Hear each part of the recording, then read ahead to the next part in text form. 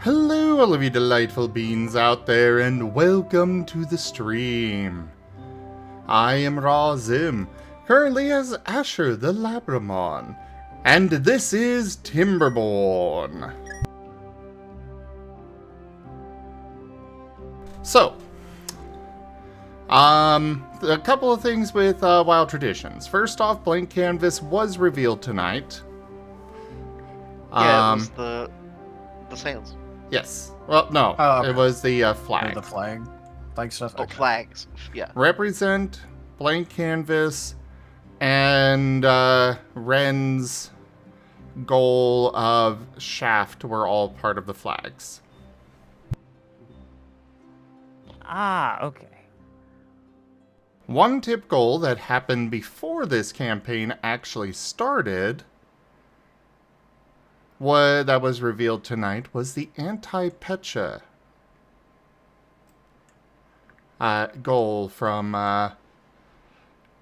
the previous campaign. We decided to end it, and I was doing goals for Wild Traditions at that time.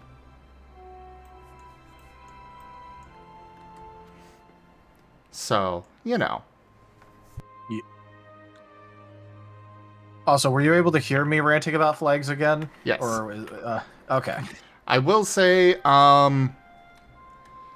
this particular world is different. No brainer, obviously, but Well, yeah. this particular world, pirates are actually a very uncommon thing. I mean, they're not exactly, they're not exactly, hi, we're pirates all the time, in the real world, but... Well, yeah, they specifically false flag commonly, but yeah. It's in this world, they have different rules on how how pirates work, and there is no actual standardization beyond the black. Ah. Okay, well, because Era said that he based it off of the real life stuff, Well, yeah. at least in terms of the design, and I'm like, oh, okay, well, in that case, going by all of the real life stuff, here's the historical thing, and he's just, then, the whole discussion happened where he's like, I've been into pirates for years, I know that this is the case, and I'm just like, okay, but it's more nuanced than that, and, well. Oh, Lord Tosh, man, the Kaiser flag. Oh, jeez. To be fair, I actually know the meaning behind Timber's flag thing because I specifically asked him about it. Oh. Yeah.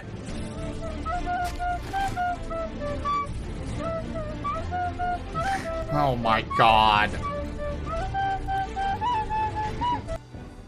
Having fun, Gib Gab. I mean, at least it wasn't a kazoo. So Or what was- the pufferfish version. Oh my god, I know that one actually be funny. But yeah, no. The only reason that I went off on about it so much is just because it was specifically told to me that it was based off of the real life flag rules and principles, and I'm like, okay, well, in that case, Fair enough. if I got told this is just based off of world lore stuff where the only thing that matters is the background, I just would have been like, oh, okay, that's cool. Yeah. But because I got told that it was going based off of And you real just life wrote flag that stuff, paper. that meant that I was like, okay, well, if it's going by real life flag stuff, Your honor is being challenged. Yes. well, not honor really. It's just more like, oh, hey, I have a really bad habit. Tal? Where if I Is a nerd. Yeah, I was just about to say, if I'm looking at something and it seems to me that there is some sort of historical misconception going on, or all of the details are not being fully mentioned, I automatically kind of just hop in and try and elaborate to make it as technically correct as possible, and that is a habit that I have. I've noticed. Oh yeah, but they haven't been around me as long. And Garo Garo has. picked it all up. Yeah. So, The game is Tofu going was- well, Pakesh. Go ahead. so what Pokemon is Tofu? Because we couldn't really An see, Esper. but Esper. okay. Oh, Yeah, I didn't. If for characters that were only going to be here for a short time, I did not really want to get full art done for them. ah, Though, No, that'll be for I- when Kai's campaign starts. Yeah. Yeah, I am thinking I would like to pick one up eventually for Tofu, just because. But yeah, there's a handful of other talkies that I need to get made. Message me so- anytime. Well, I did already message you about one. I'll worry about more at some point.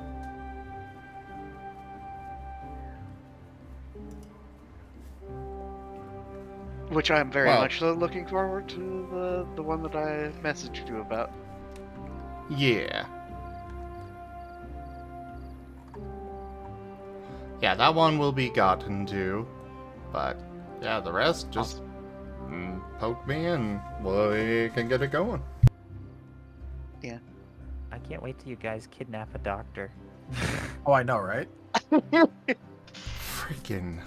Oh no, we're gonna kidnap one of the professors by accident. Honestly, if a bunch of Pokemon kidnap a Pokemon professor, the Pokemon professor would probably just be excited. Yeah, yeah. Like, imagine if Professor Oak got kidnapped by someone. Like, And not Team Rocket. well, yeah, I when I say recall someone, seeing- I mean like a gang of Pokemon. Oh yeah, I recall that would be. well, I recall the other day seeing a compilation video of all of the times Professor Oak got bullied by random Got Pokemon. his shit rocked by Pokemon, yeah.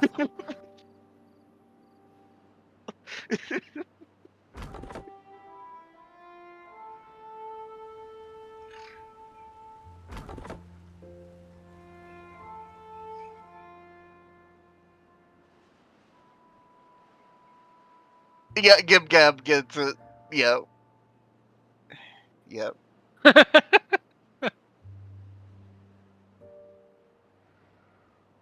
Okay, will you all please take planks over here?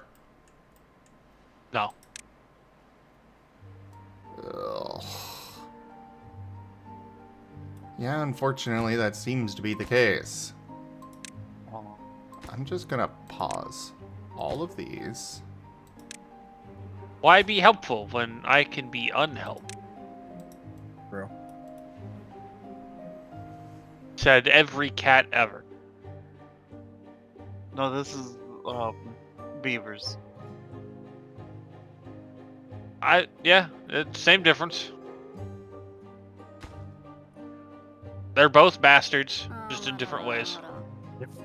But by the way, one of my favorite things about that is that I get to see a flock of Murkrow appear in the Professor Oak getting bullied by Pokemon.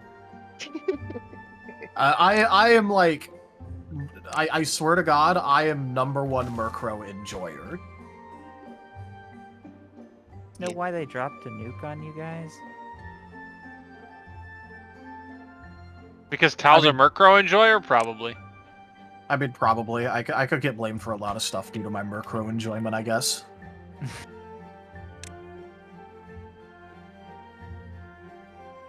But yeah, Murkrows do have great aesthetic.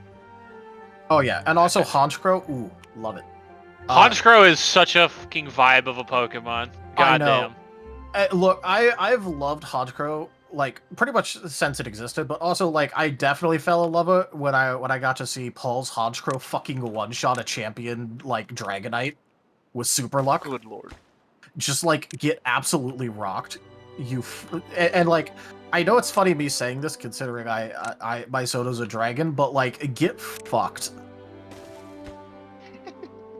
And that's the swear jar. I don't care. That is so worth. That is like beyond worth. Get absolutely fucking bodied.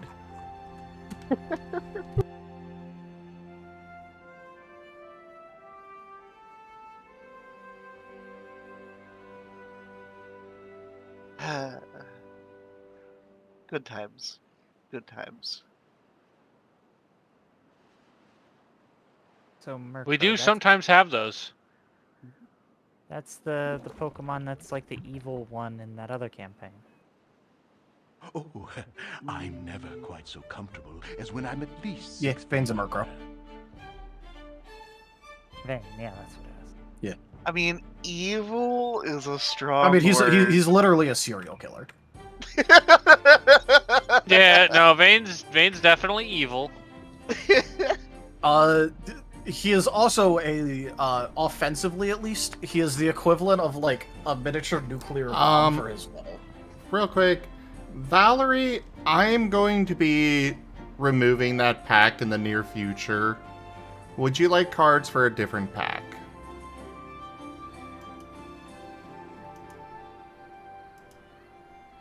I should go ahead and remove that redemption now.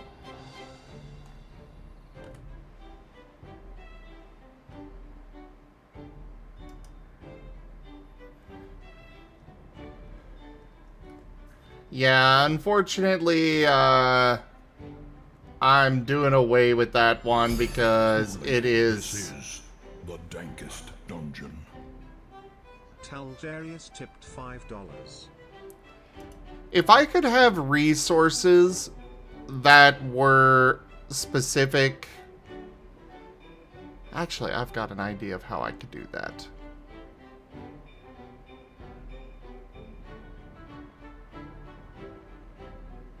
Just one of the general packs? Alright. Yeah.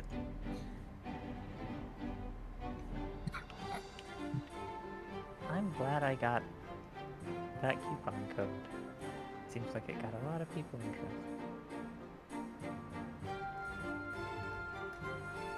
I'll give you 5 packs of each. Actually, I'll give you 6 packs of each because of the, having, do that. But actually, I just thought of how I can, set this up. So...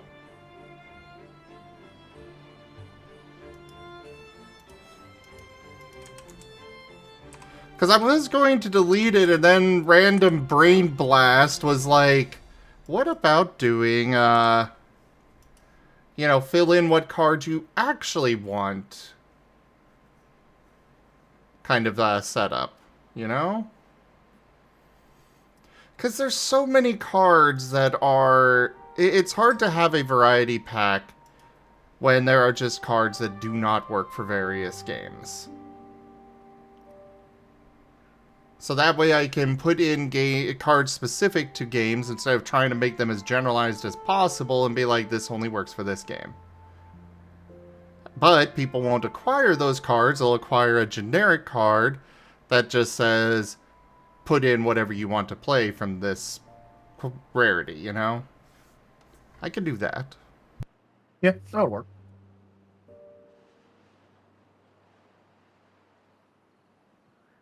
Why is everybody hungry and thirsty when I have plenty of food? I don't know, but I think it might be that they have to travel so much, so I'm at least getting an alternative solution of putting A wise choice for leader. extras throughout the place.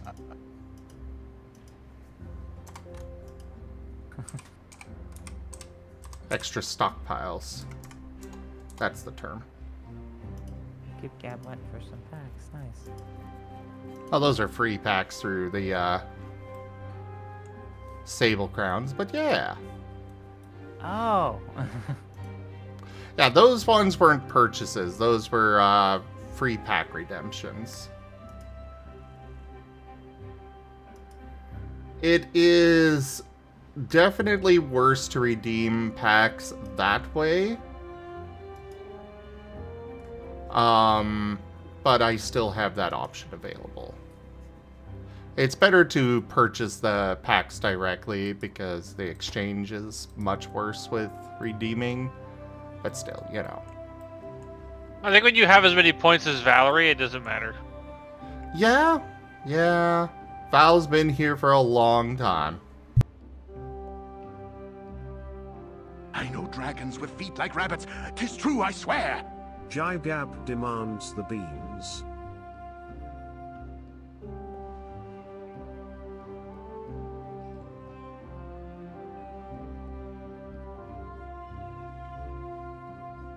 Well, there you go. You get shoes.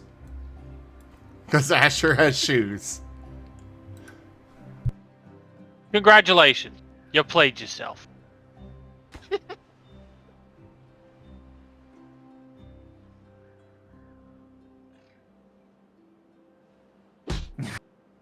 Beans Ow! still in the bean pods. Oh, that did actually bypass the... Oh yeah, Oh, they they redeemed. they took the clothes away. I thought they just bopped you and it caused your shoes to clip away. Nope.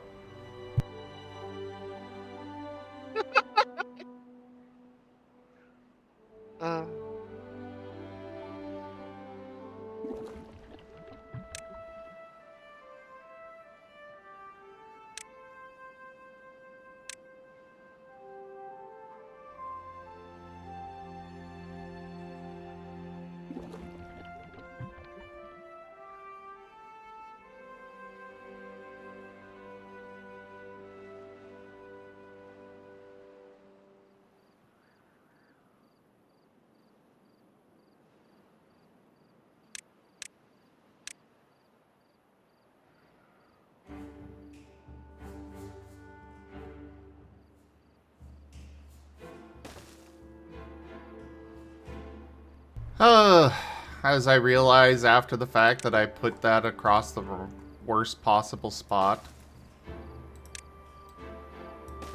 Oh well, I will live with my foible.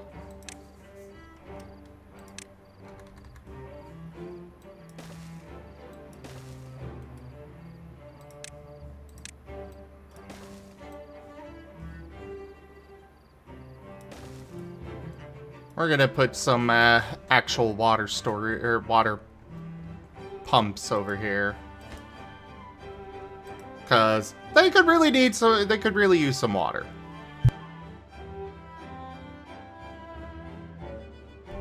What do you mean by that, Bagesh?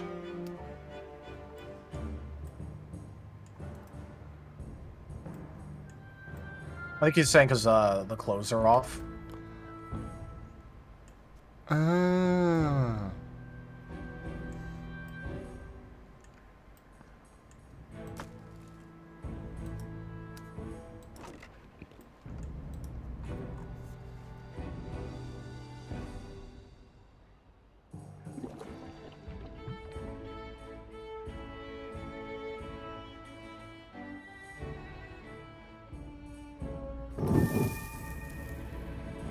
Hey baby, are you a towel rant cause you can take me to bed anytime from Jygab?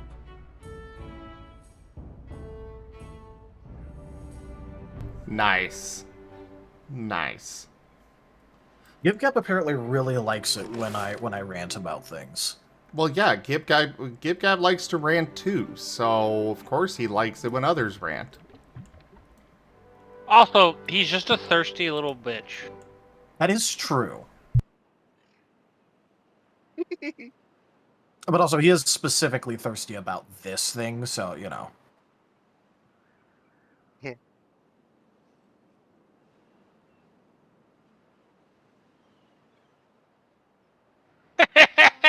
Am I wrong, Gib Gab?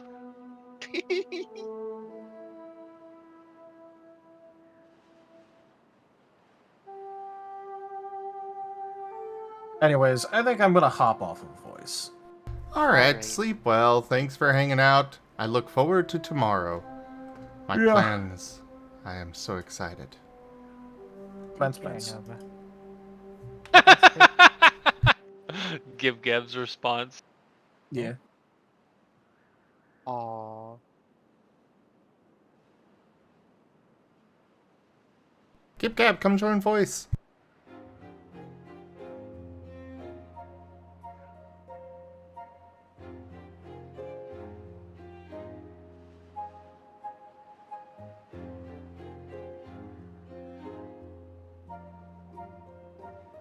Yeah, go for it, Bakesh.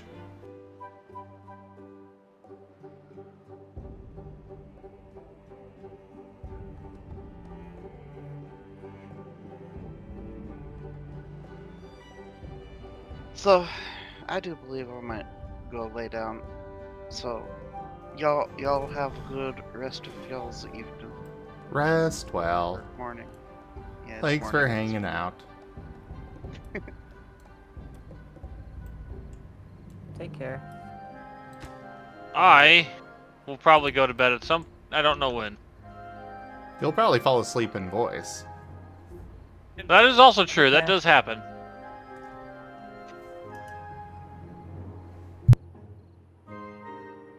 Also, hi, Pakash. Bye, Pakash.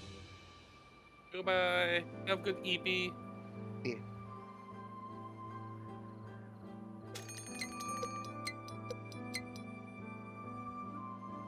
Rug is feeling perky and energetic.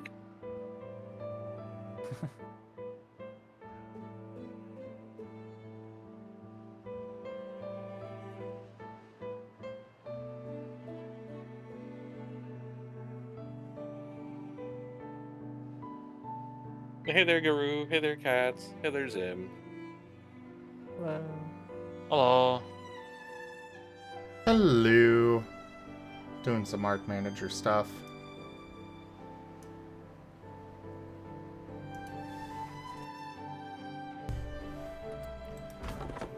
Nothing to do in range. Alright, we can remove this one. Nothing to do, and you're good. You're empty. Good.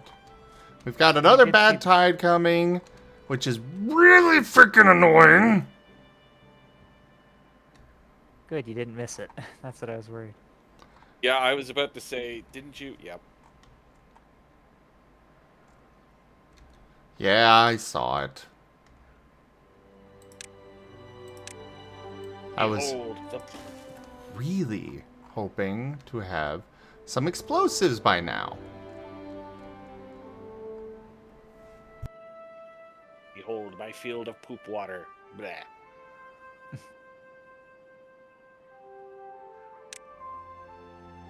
Who knows? Maybe you just poured your cola into the river. But it's my precious cola. Well, it's very nice that you're trying to share with the beavers. They don't seem very appreciative, and apparently the cola doesn't grow the crops. It does the opposite. It kills the crops. Yeah, but it keeps the beavers awake so they can plant more.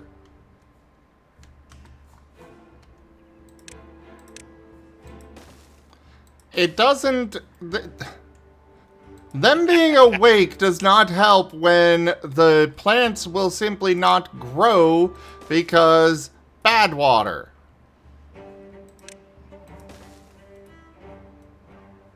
Oh, it's not my fault that that's American Coca-Cola coming down the stream polluting the water. Reminds me of that movie where they were using, like, Gatorade or something to water the crops.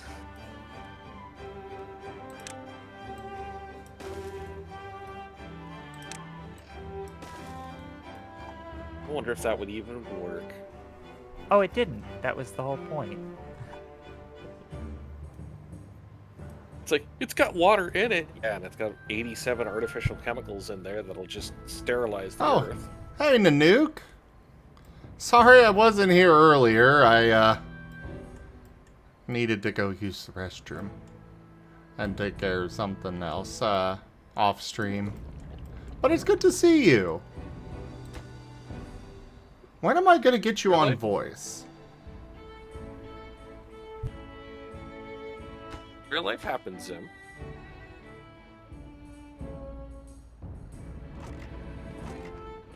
Breakfast.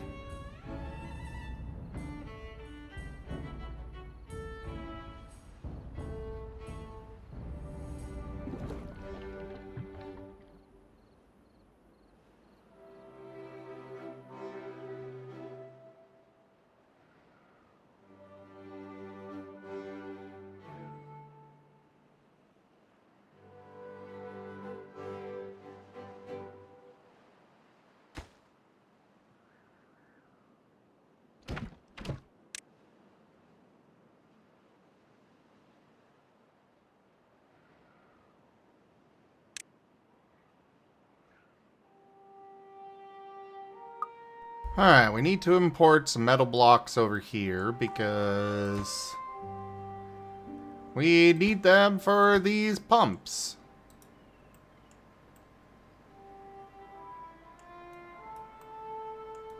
Oh, pumped.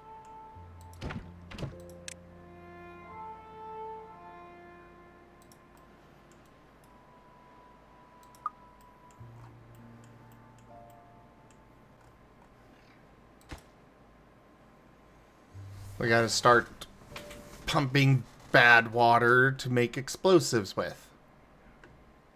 Ah, That's fair, no nuke. That's fair. For those that don't know somehow, Nanook is also a streamer. You should all go check him out. oh. He Yeah, is Nanook, much another bigger shy. streamer. What was that? Is Nanook another shy streamer? I definitely would not call him shy. But there are, there's certainly things to be said about being in your own domain. Oh, yes. Your own comfort zone is precious. Yeah.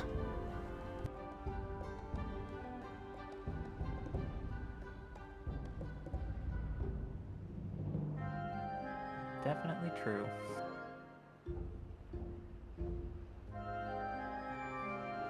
Well, yeah, your streams, Nanook. Oh, this bad water hasn't even evaporated since the last one. What the heck? Am I really gonna get to a point where I just don't have any clean water? They can't do that. Can they? Well, you'll probably have to blow a tunnel to leak that bad water out off the map, and then technically that'll drain.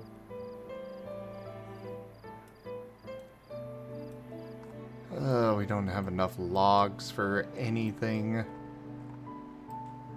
Yeah, someone strip mining all the forest. Must be human.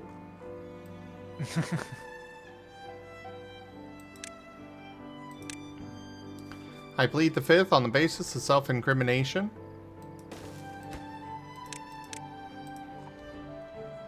Egg for your testimony.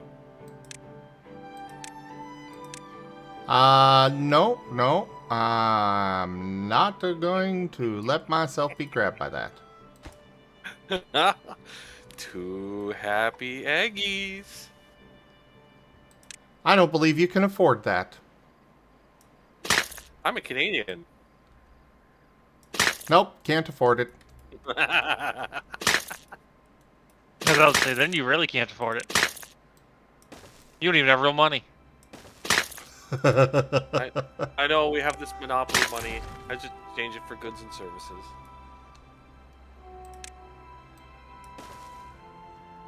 I think Sim just got hit by a whole carton. Yeah. Where the heck is this frickin' pap? As someone said, just wait till Halloween hits. It'll be the first time that nobody able to afford to TP and egg a house anymore. Ow. Why? Ooh. That was big eggy. So you ignored the smaller eggs. Well, I like eggs.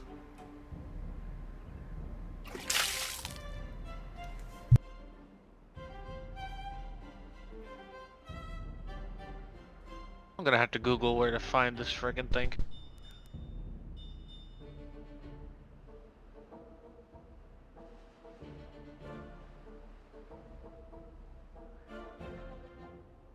In hunting. I'm trying to find a particular little mini boss fight in Power World, and I can see where it is on the map, but this place is so vertical that it's not actually on top. I know it's somewhere down. Maybe it's over here. I do see a little road going over here. I'll try this. I'm in like the highest level area in the fucking game, and it is definitely something.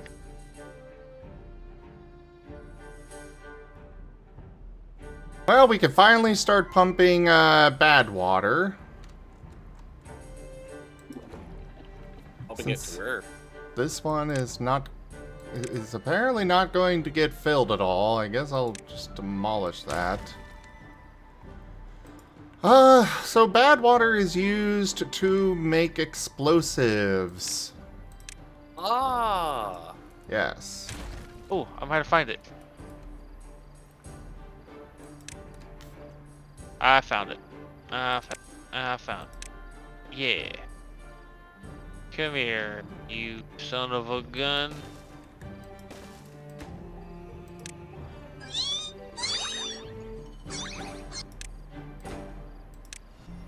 Another loyal devotee. Krenusk, thank you very much for that follow. Welcome.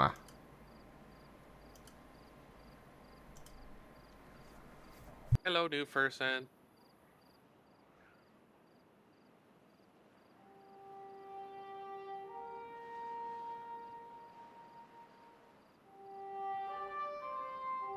Yes, hello, new person. I hope you've been enjoying our everything. I'm gonna have a cola and some sour cream and onion chips. Sounds good. Yeah, they're on sale at the moment, so I'm happy. Alright, the bad tide has started. We raise this floodgate. Lower this one.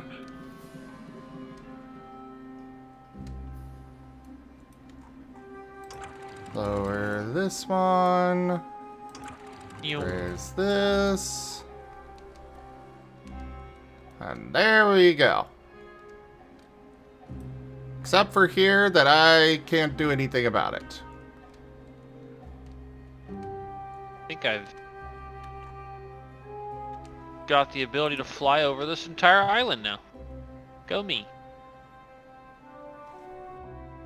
How It sounds like your game went well. I was with my clan mates in our racing car game for a couple hours. Oh, a bunch of people died in the game. It was almost a TPK. Whoa! Yeah. Narashi died, so, you know, she counts this as an absolute win. Cobalt died.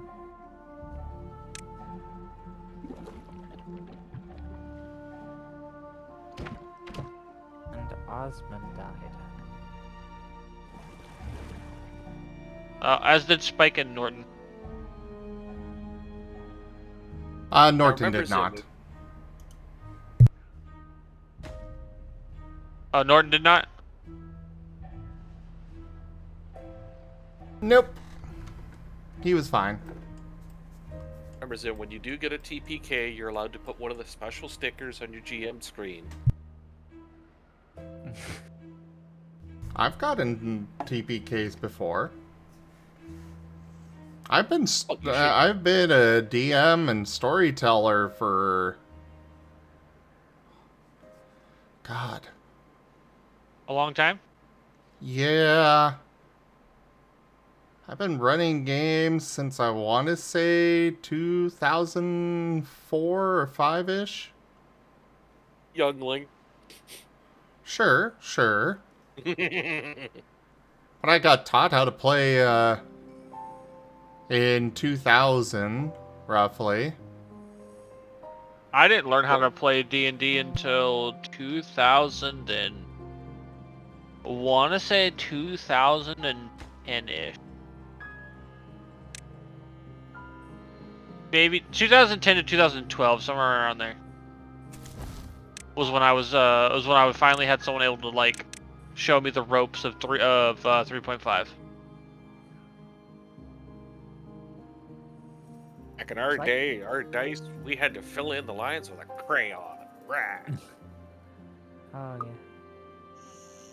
And that was the first game I was in with Kai by even, along with a bunch of other friends. That was an 8-person party.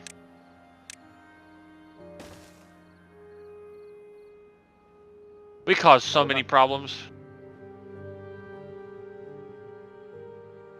Oh, you're back there too, eh, Valerie? Nice.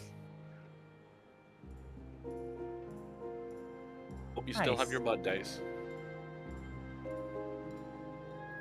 And your crown Oh. royal bag. So, Valerie... I know Val's story there. Valerie, when she was a baby, her parents would put her on the table, and whoever she went to would just be killed. Whatever mini that she decided to play with. Oh, Yeah. baby plague. You've been killed by baby plague.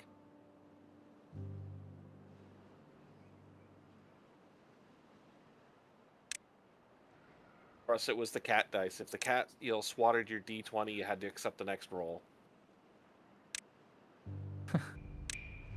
If you could find the D20, that is. I remember reading like advanced D&D books that I'd get from like the regional markets where I was. They'd get like $2 to $3 for all these old books. And old like paper cardboard modules and stuff. Mm-hmm.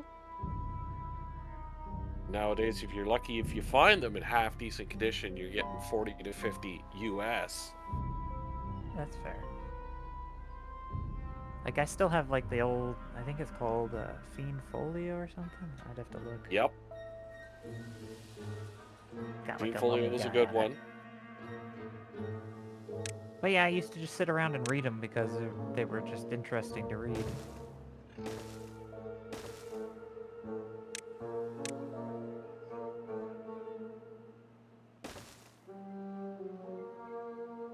Yeah, now with the cost of paper about to shoot through the roof, it's like, yeah, you better hold on to your game books now. Well, they'll probably just push everything to be digital.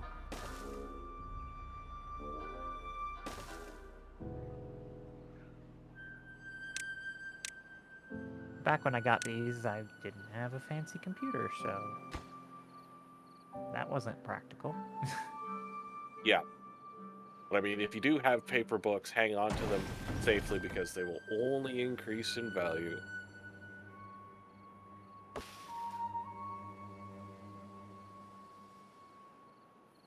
I don't have like any paper D&D, but I just have books. I also have like the original Hero Quest and stuff. That's the kind of the closest. I'd love to get my hands on like a copy of like Dragon Magic and Draconomicon and whatnot for 3.5, because those were some of my favorites. Draconomicon I've got. Council of the Worm I got.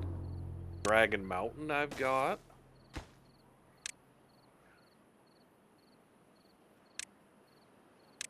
If you want to just absolutely evaporate entire parties of characters, Dragon Mountain is a fantastic adventure for doing that. Tomb of Annihilation. Yeah.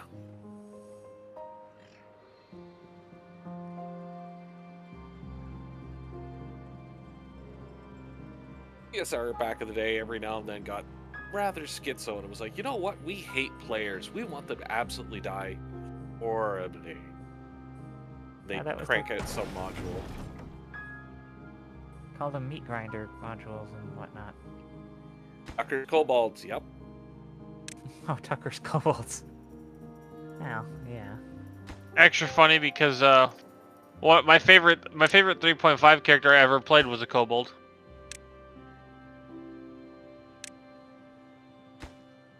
Very angry little kobold. Dragon Rock Kobold went down Dragonfire Adept. Her entire goal was to eventually become a dragon. Yeah. And she was going to be the angriest dragon possible.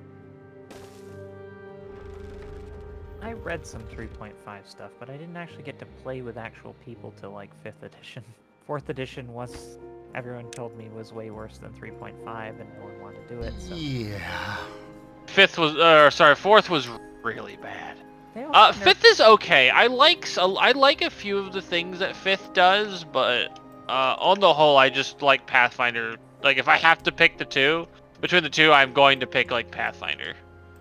So the problem with 5th is it's a great introductory system, but it falls. It struggles because it is there's not enough customizability for characters for a more veteran player. Yeah, it's an amazing gateway drug into Dungeons and Dragons, and just general tabletop RPGs like that. But then like after that, it's like cool. Then you can go pick up like Pathfinder First Edition or 3.5 or something, and you're just like, wow, I can make some seriously off the wall shit. And there's so many options. For me, I feel that Pathfinder has too much going on. You see, Pathfinder does have a lot going on, and 3.5 had even more going on. So I was gonna say, Pathfinder, from what I heard, is like 3.5. It was the people who liked the way 3.5 was going made Pathfinder. They did slim down. So they basically went, we like a lot of the customization from 3.5, but 3.5 does just have too much random just too much crap in it. And so they slimmed it down, and that's how we got Pathfinder. Yeah, because it got to the point, there was like memes going around where like well-read 3.5 players, if they knew enough books, could just do broken bad things. Yes. Oh yeah, Era is one of those players. Era had some absolutely busted 3.5 characters. That's why D&D made those occasional. The moment the module's cracked, everyone's character's dead. No matter what they do, the DM giggles and burns the character sheets. And the most example of that, if it wasn't Tomb of Horrors, was the module, for lack of a better term, that ended 2nd edition AD&D and then got players to go into 3rd edition. Basically, the module was so bad, the moment the GM got the characters into the module, all the characters were dead. They didn't know it yet, but they were going to die. And die horribly. You walk into the giant smiling face with the big black fear around the surface of it. Nope, that's easy. Yeah, I know. But that was like an old classical one. One of the ways that the GM was encouraged to make the party members' life absolute misery was to take the family members of all the player characters, animate their bodies, build a giant lich zombie monster with them, and then attack the party members with them. Huh. Sounds like a very Venka type thing to do. It's basically the only reason that the module was written was basically TSR's oh so subtle way to encourage party members and GM to get out of second and gently push them towards third. Ah.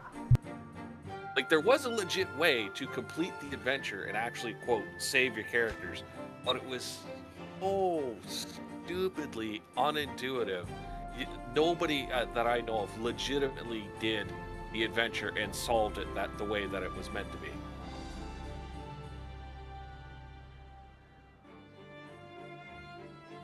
It was basically, the moment you open the adventure, unless you basically ran away from everything and sacrificed your characters right on the spot, yeah, everything dies with you. Basically, the whole universe implodes, and you're the reason it implodes. Oh. And needless to say, various gods, demigods, evil deities, and whatnot tell the party character in painful detail what they've done. Wow. Yeah, and this was considered subtle.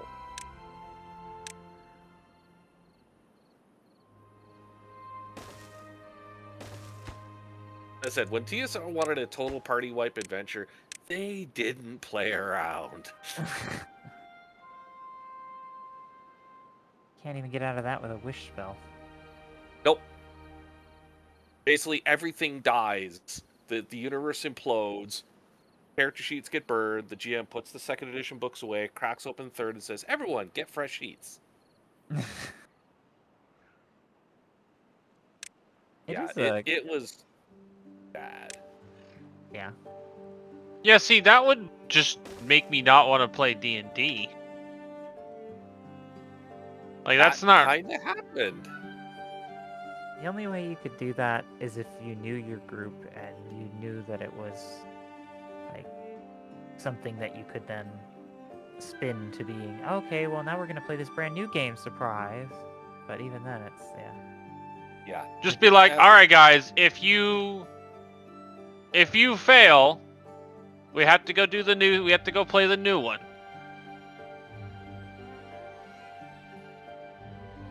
Yeah. Like, I'd still be a little salty, but it'd be like, okay, but like the module was basically doomed from the start, so it's like, cool, we didn't actually, like, it's sort of like a Fey agreement sort of thing. We should have read the fine print. Yeah. I mean, Tomb of Horrors was the original Rocks Fall, Everyone Dies, and that's exactly where that meme came from, was that particular adventure. But ESR times was, especially Gary Gygax, when he was told that his adventures were considered Monty Hall, get really grumpy about that. And then the next module will be one of these, oh boy, here comes Salty Boys. Welcome back, Furry. Hi. Welcome back. Welcome back. Yep. So, I realized I was more hungry than, sleepy, so I'm making food. Ah, fair enough. Yay. Hungry. So, because we've been telling stories about this, when did you start playing D&D, Vari? Oh, I think it was like...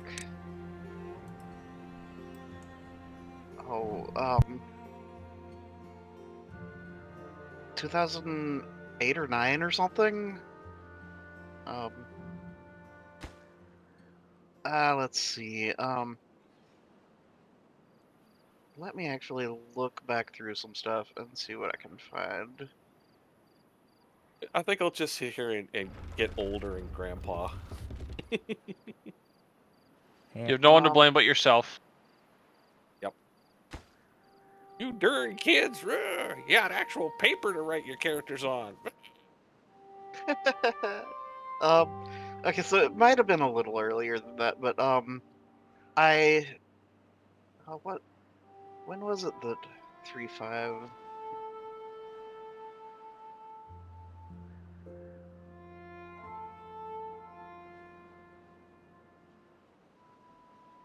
Yeah, I didn't even start at first edition. I started in one of the box sets. I think it was Expert 79. Yeah, it was like 2009, 2010. Like 3.5 was relatively new. Yeah, and yeah, I got Apologies, like but I need to step away for a oh, couple minutes. Be back soon. No okay, problem. but yeah, it's I got like the basic starter set of books for 3.5, and yeah, they're still sitting on a shelf somewhere. Yeah, the monster manual, the dungeon master's guide, and the player handbook,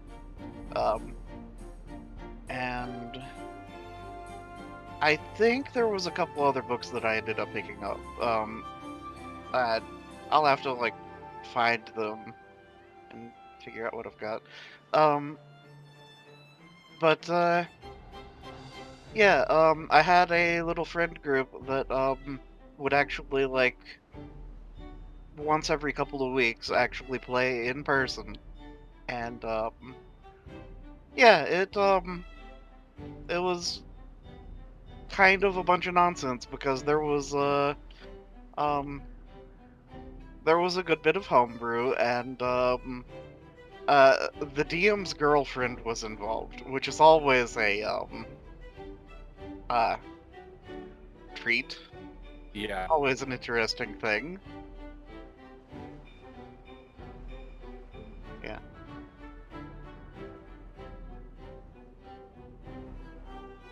But anyways, The Apocalypse Stone. That's the name of the adventure. oh, Oh. And it's so bad, it's even got its own special spot on the wiki tropes. oh. So I guess the whole notion is the moment you pick up the stone, it's over or something. Basically, the moment the module is cracked open, everything dies. Your only job is to basically find the most obscure, stupid, backwards way of putting the stone, which is already moved, back to, its place by convoluted Gygaxian logic. As I said, it was basically meant to force players to get out of second so they can flog sales of third. Yeah, never challenge a company with its profits. Yep. Whereas I didn't actually play any formal D&D, but I used to do what I used to call mind games with someone. Where we'd just create a world. I'd take a piece of paper, and I'd come up with a world setting and just set them loose, theater of the mind. And whenever there was a conflict, I'd either do rock paper scissors or roll a d10 or d20. But yeah, my friend group way back then, they were more into White Wolf games than they were, Werewolf the Classic werewolf. Apocalypse. yeah, yeah, there was a Vampire the Masquerade, thing that, they were working on or something, and yeah, it was fun. But I at a like a thrift store happened across a collection of White Wolf books. And yeah, one of the individuals in said friend group borrowed said books from me, and then a couple weeks later disappeared off of the face of the earth. And yeah, I So never got those stole books. your books. Yeah, yeah.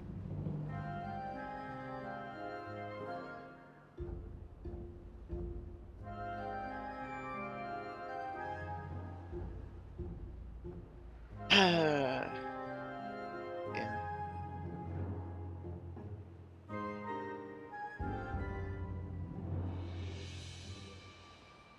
I sentenced them But to the death penalty.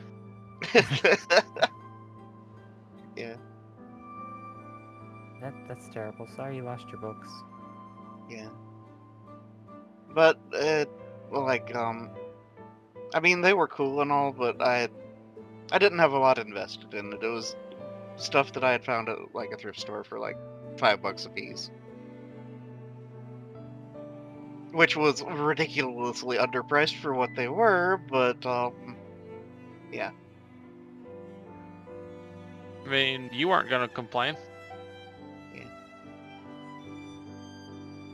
Yeah, I got a game box set. It was actually the Council of Worms that I mentioned earlier for $2 at the game store, and it turns out it's worth about 100.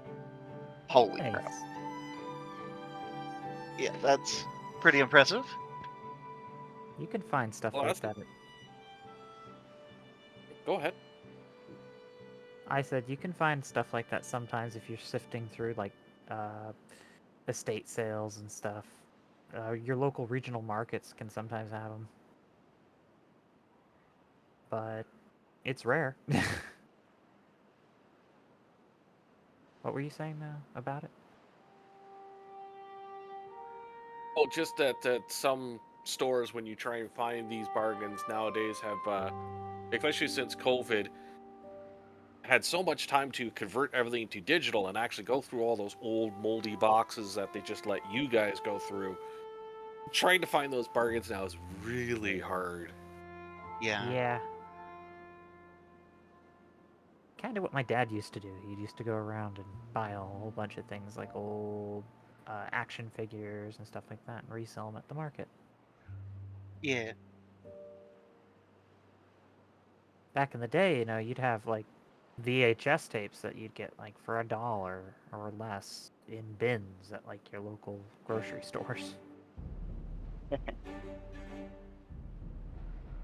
The bargain bin has been a place that I have found some freaking spectacular things in the past. Like Planescape Torment, the game. Yeah, the blue guy. Yeah. Yeah, I found that at like the bargain bin at a like an Office Max or something like that. That game, and I never really played it. I got from the morgue where there was the little floaty skull guy, or the little skull guy you meet, and I just never went for. I think I got killed by the Lady of Pain. A new subscriber. Oh, Come, well, I mean, steal that yourself. happens. We are That's building just an a thing that army. happens. Several Green times. just Like, subscribed it for 10 potentially, months. depending on what you do. Thank you Thank you for the resubscribe. resubscribing. Nice. Jim would say it himself if he was here, so we'll say it for him. I really Yay. appreciate the support. Yeah. Thanks for the sub. Woo. That's the best you're getting out of it. But yeah, Planescape Torment is a game that I highly recommend. That is spectacular. Probably like Baldur's Gate too. Yeah, kind of. It's but yeah, it's like it was one of the first games that I was impressed by the nuance and intricacy of what you can do as far as choices in the game. Ah, yeah. Playing an immortal character is fun. Yeah, but I mean, like, you could play the game 6 or 7 different times and make different choices every time, and it will significantly affect how things turn out. Oh, that's cool. I do like it when the D&D get like games do things like that. But I actually just really like the world setting of Sigil and Planescape. Yeah. Because, you know, how could I not like the was it the lawful neutral, the Beastlands, as far as all the planes of alignment? Mm.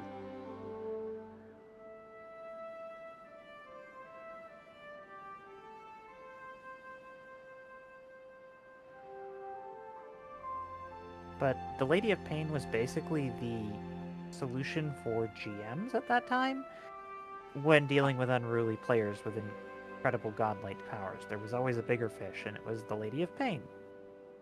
and they deliberately didn't stat her. Ah. Yep.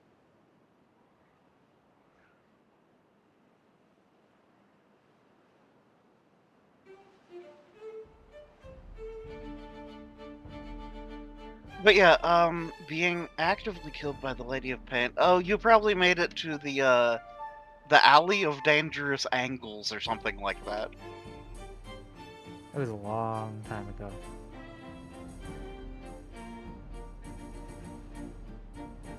Sadly, D&D started that whole genre of, occasionally a module or an adventure. It's supposed to be basically a TPK, just to keep the players on their toes.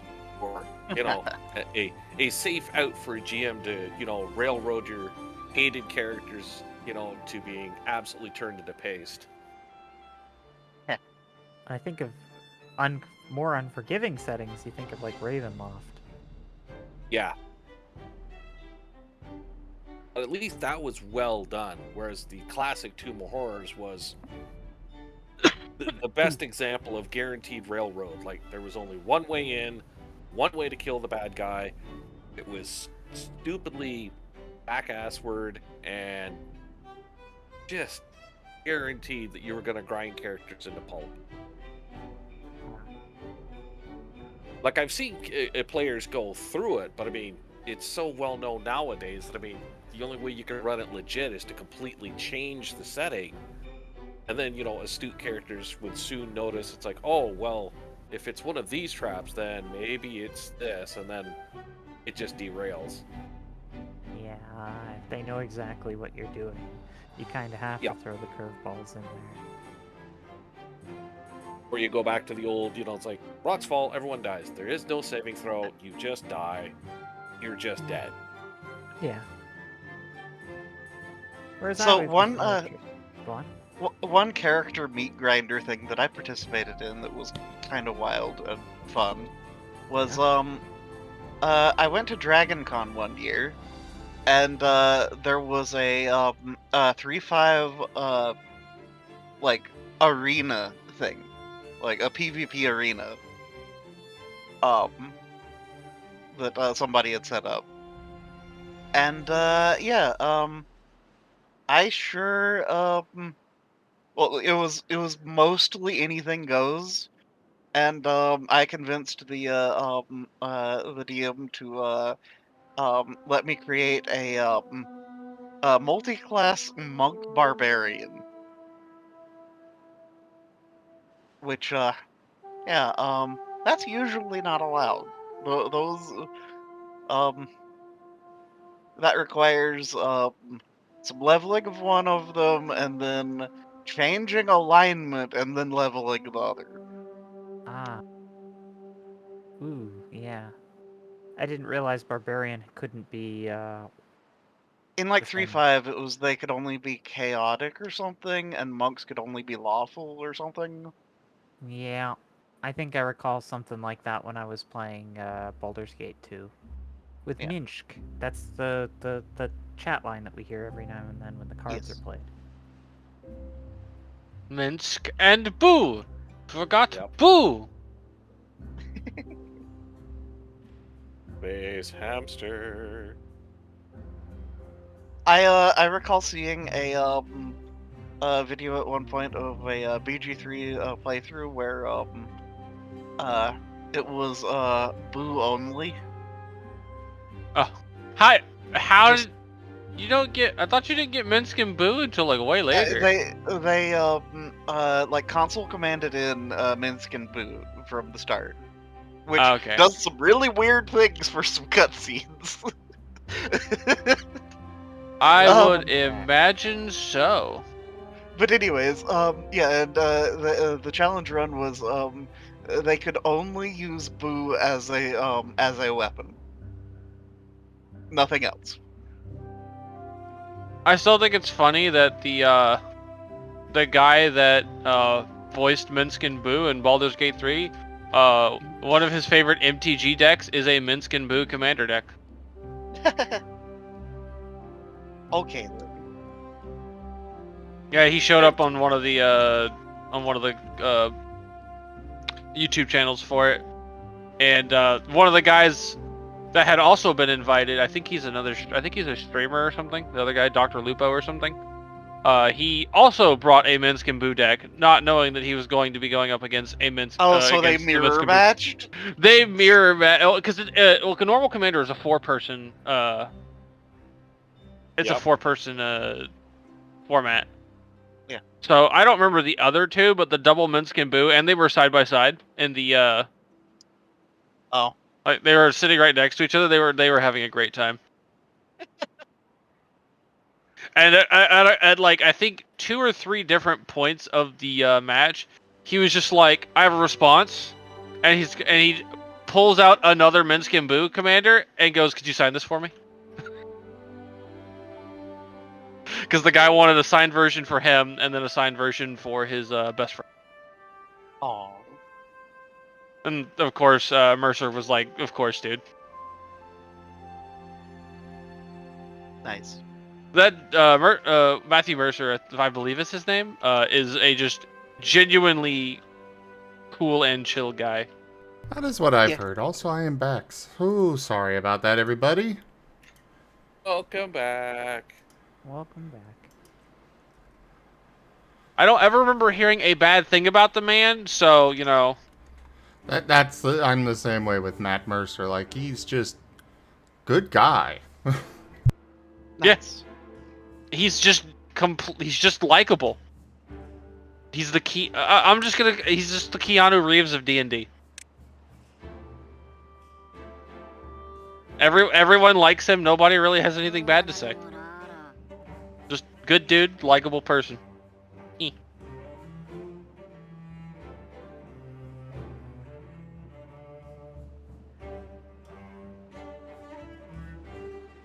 Wouldn't know, never really gotten to know any of the important figures in any of that stuff. Same, they were sort of, oh, they're at the convention and you can get their autograph or whatever, and it was like, nah, I'm here to actually play. I mean, what do I need an autograph for? Now, most of them are dead or retired or they charge a fortune. You're like, I should have got that back when I was younger. I myself would... Basically, one of my channel goals is to get big enough that I can get Matt Mercer to come run a Scar campaign. Oh, wow. That would just be my I've made it moment. You know? Also, Screamin' Death, thank you so much for that resub and your 10 months of support. I am so sorry I was away.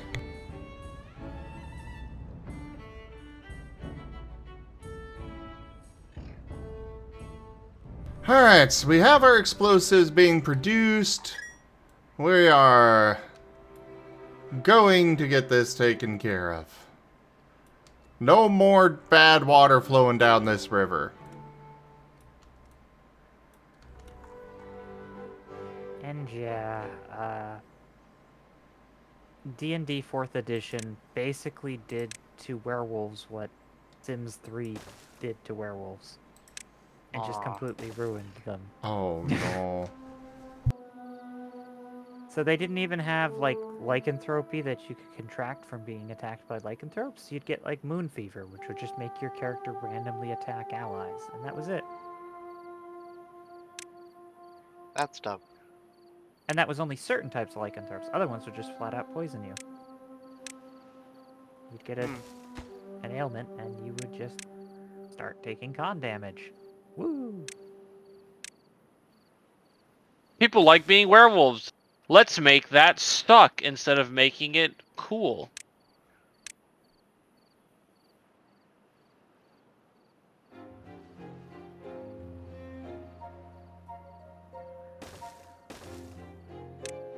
Yeah, for me, when I first learned D&D, I was always trying to figure out how to play as a werewolf. And, yeah, there was no way that I could do it by the rules and actually have it be a fun time. Yep. It was supposed to be the moment you caught it, the GM took your character sheet and turned you into a monster and had you do terrible things. It wasn't quite that bad, but it was still bad. It was your character would end up being fine. They went to bed. The GM would roll a bunch of rolls. You would wake up in a different location, and there'd be a whole bunch of problems to clean up. Yeah.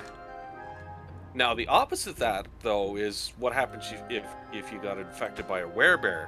You went to sleep, you woke up, you were still in the same place, but the villagers going, somebody's built this park for the children and fixed the orphanage. I know, And right? built oh. Yeah. And also that local bandit problem, they're just gone. They've all turned themselves in.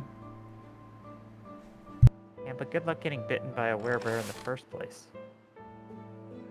There was only one adventure where you could legitimately be bit by a werebear, and your odds of getting down there and saying the right phrase to get the werebears to bite you was pretty slim.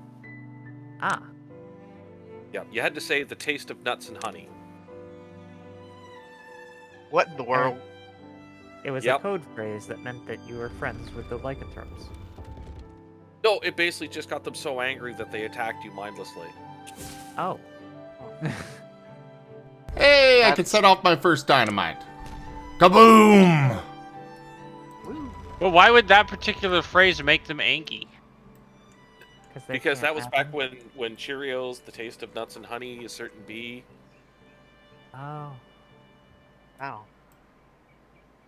Old D&D was funny like that. Like, the way the spell's material components were, it was like, oh, it's just magic tricks. Well, the dungeon itself was filled with silly puns, in-jokes, and other things. I'm trying to remember the name of it, but I think it was the Dungeons of the Mad God Zagig. And basically, he was just insane to begin with, so his dungeon made no sense. But it was filled with loot, so you tried to go down there and do stuff, and, well... Hello there, Omniralis. Welcome in. Hello. It was an excuse to insert memes into D&D.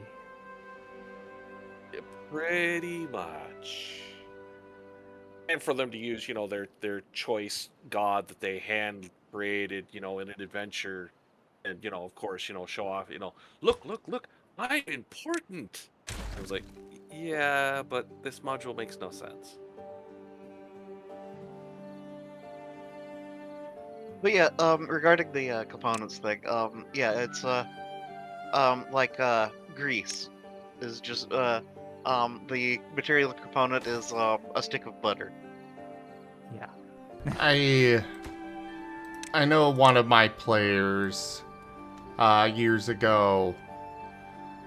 We sat down to play the game, and they just randomly threw. They were casting a spell, and they just randomly threw a bunch of those sweet tarts from Valentine's Day. The little hearts.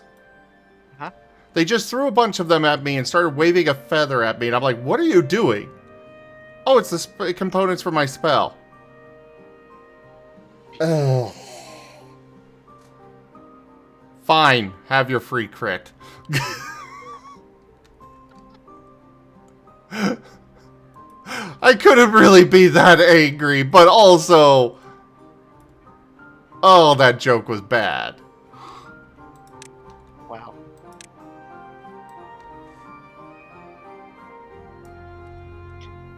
But yeah, also, the, silly material components thing, yeah, it, does also translate into both Pathfinder and Starfinder. Oh, yeah.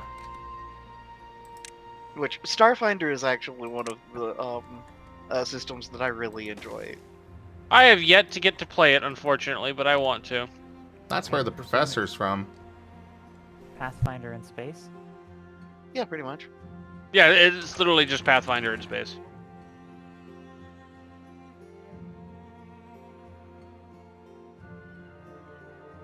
Yeah, I'm so sad that, I didn't get to play my,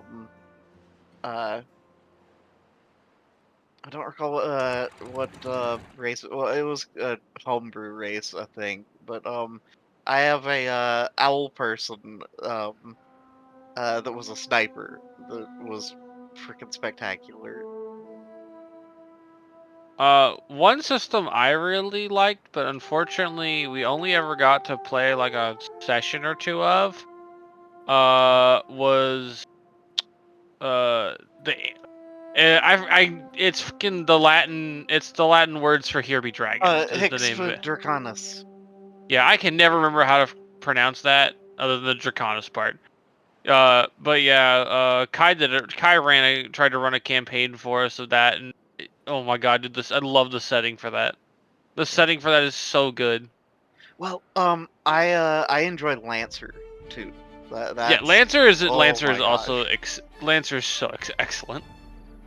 Oh, and the lore behind the different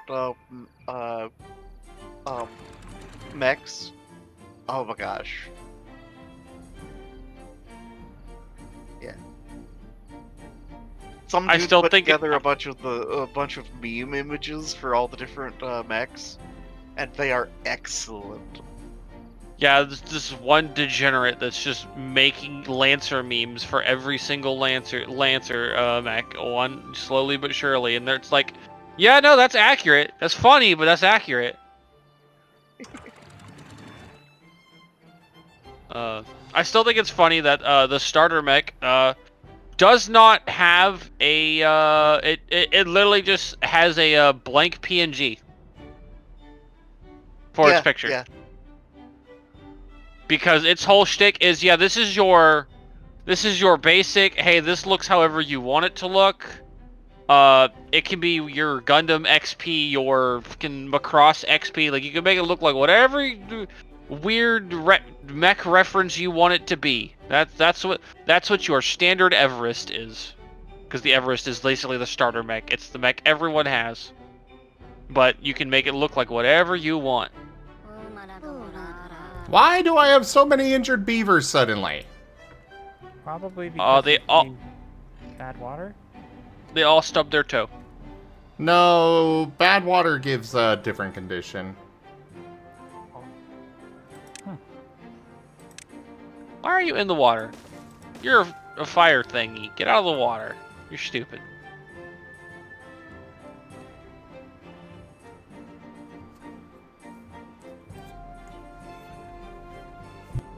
Alright. I go back to wrong button. I almost killed that guy. Good thing I turned my camera so he didn't literally get evaporated. Huh.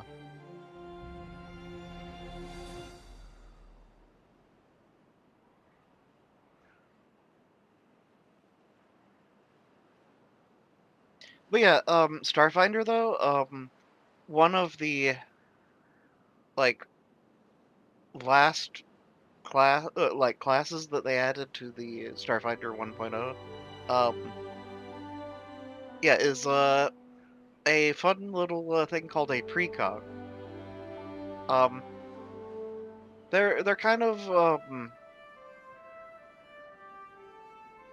oracles if they were a dex-based caster. If like that makes any sense whatsoever.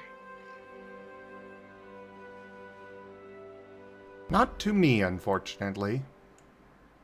Yeah. Well, okay, so their shtick is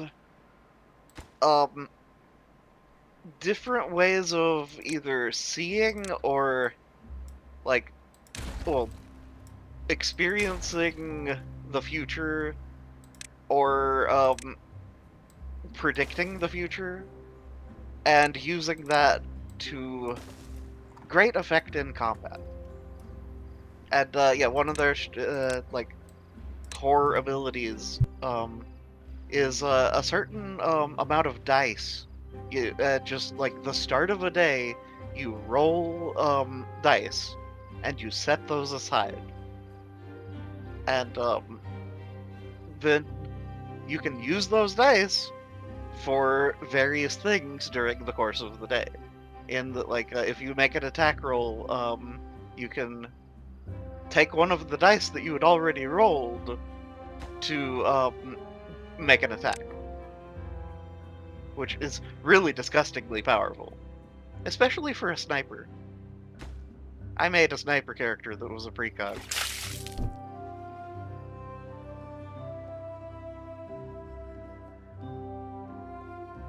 Because, yeah, throwing, I think I had 4 dice or so that I could just, throw at the beginning of a day.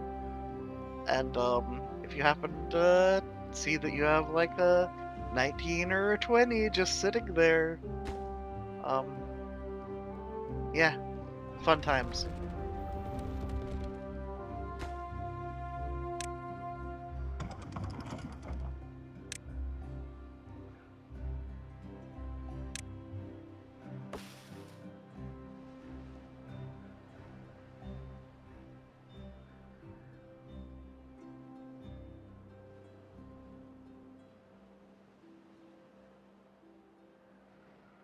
I am really looking forward to getting all this done and having myself a nice big stretch of land that I can then grow all the trees I could ever need in.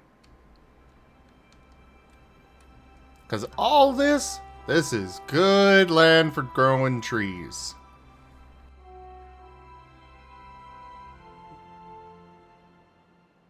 So we got a total of 3 merits, 8 XP from that session, Zim? Yeah. Okay. Got that rare Yeah, candy. counting the candy. Andy. Yes. I'm just glad it didn't drop as an item like a Wonder Bar, because imagine if the pirates had seen that.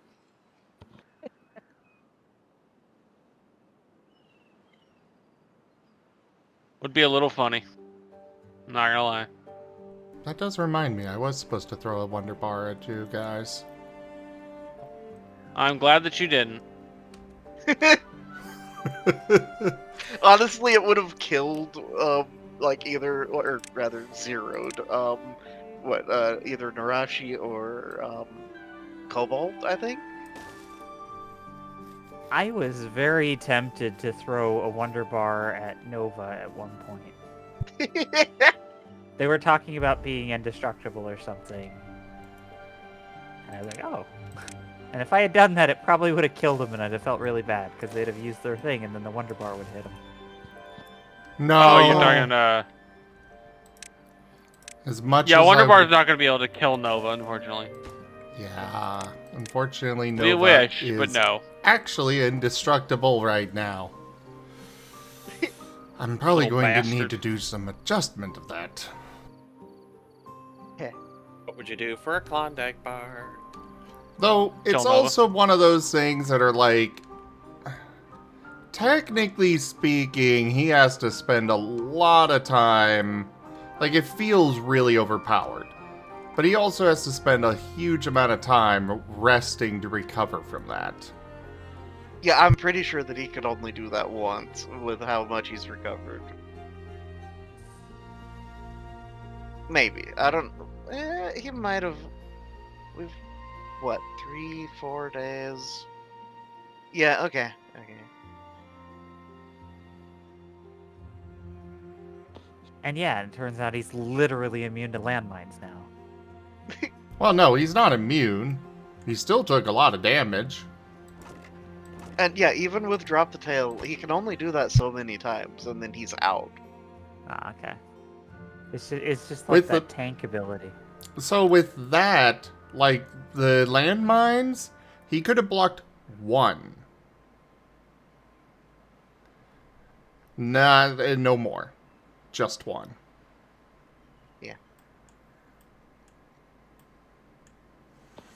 What's funny is Varga has like a ton of natural defense he could sacrifice if he had picked up Drop the Tail, but Varga just is like, no.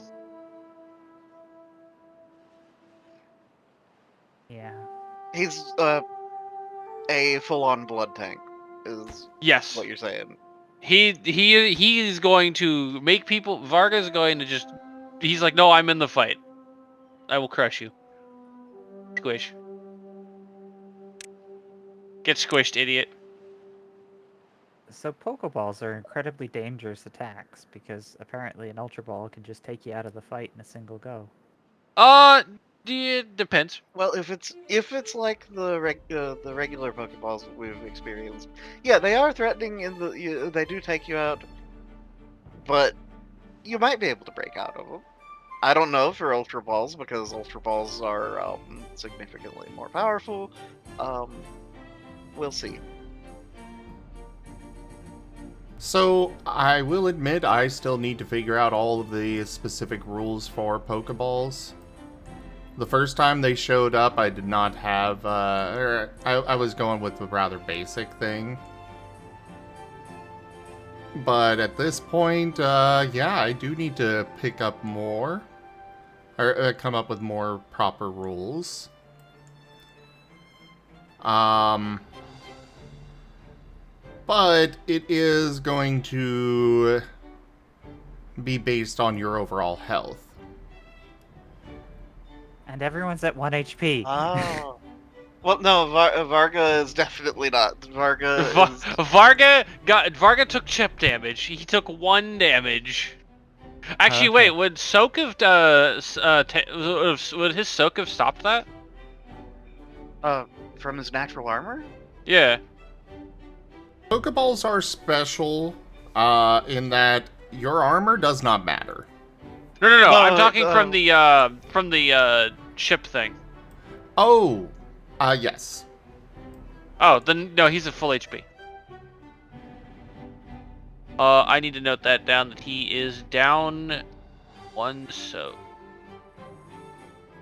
Or no, Soak is just it just always takes that off, right?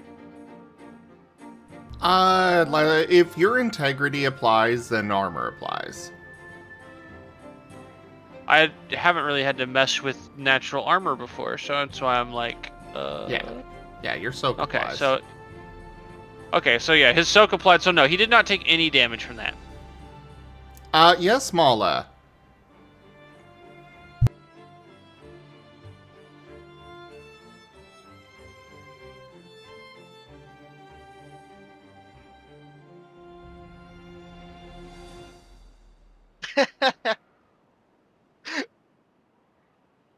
Mala, I'm gonna be honest, there was enough chaos already that I did not want to throw another player into the mix. Oh yeah, it was wild. It was something. So you should you should go watch the episode, Mala, so you can see what happened and what you missed out on. They had a pirate character too or something? Yeah, Yeah, they were a part of the one shot. For Just remember, have your cup of tea at the ready there, Mala. Oh yeah, you're gonna like it. A bunch of people died.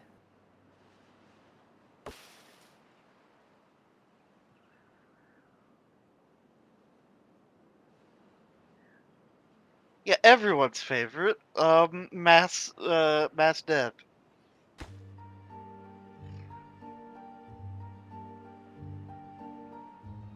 It's exciting that way.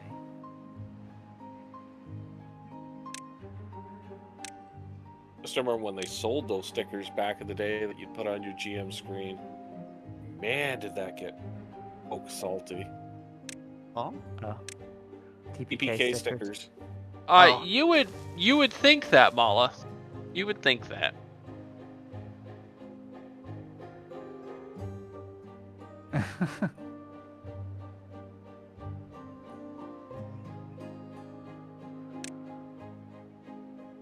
That would Nova's the only one that even has a chance of hitting Varga.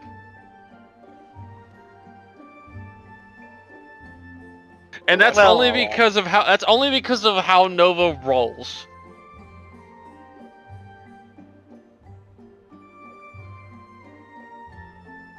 There could be a microwave in your future there, Mala. There's always a microwave in his future. He microwaves tea. Oh yeah. Yeah, and he was teaching everybody else how to microwave tea. Yeah, I told everyone in my Discord how to do it, and that is, an official British person told us how to do it. Y'all are so mean.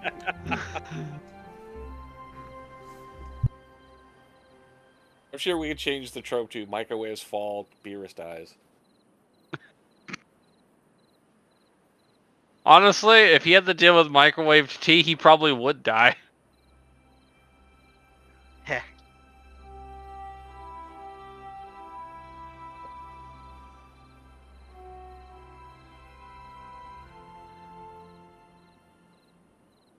Yeah, I have no idea what God's Blood does, but apparently people wanted it.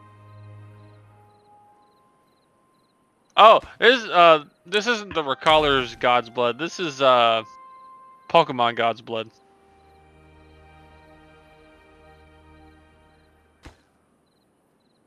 Sadly, 4:30 here for me, and the bed is starting to look a little comfy, so I'm going to jump out if that's okay. I mean, No, you have you to stay forever. can, but stop looking at the bed, and then you can stay up. He's got a Well, point. The bed's right behind me, so I can ignore it. It's the sound of rain outside is just addictively nice and soothing.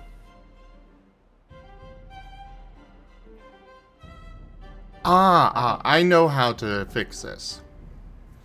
Just follow the soothing sounds of my voice! That help? No, I'll put the microwave on to ding for a kettle.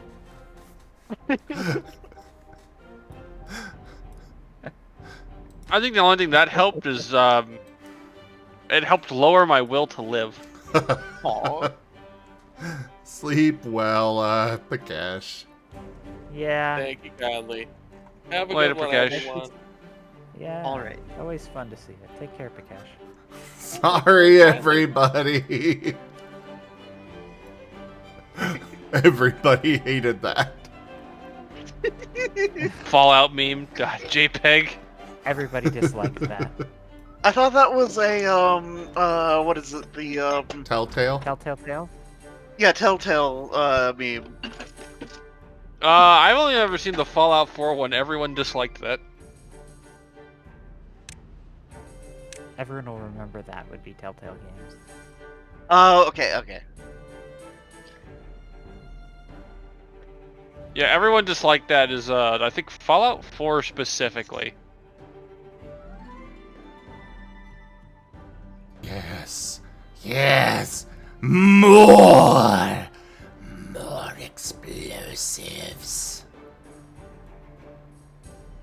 All right, we're gonna have to put him down. Cheat? This is probably... You think making dog noises at me is going to help you? I can just imagine that was the sound that they made when they dropped the nuke. Aw. What? Chi? No, the yes! Oh, yeah. Most definitely.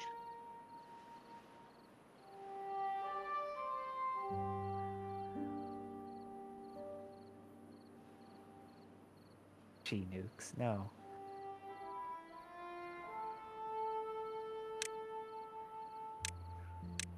Oh yeah, Vari. So I've been playing Pow World on our on our server, My God. Uh-huh. and I have definitely made progress. I had this available this entire god. Oh no, what did you find? I could have just enabled an overlay of all of the storage. Oh no. Because I have spent so many times trying to get into the right angle with the storage thing just to see how much is in there. At least now you know. Yeah.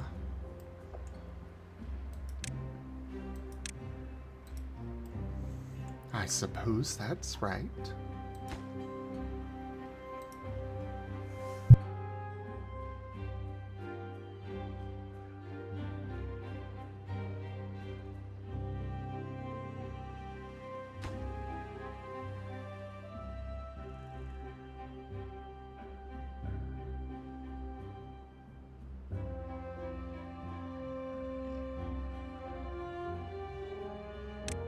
So how do those go off? Do you detonate them, or?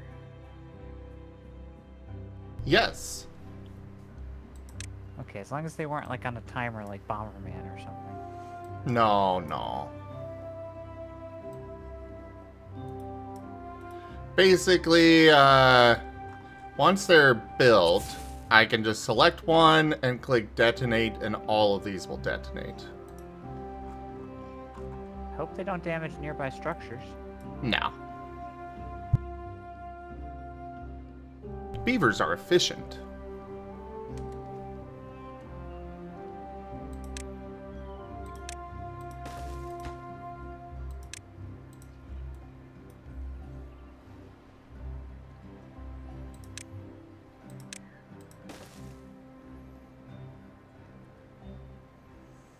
Precise with explosives, too.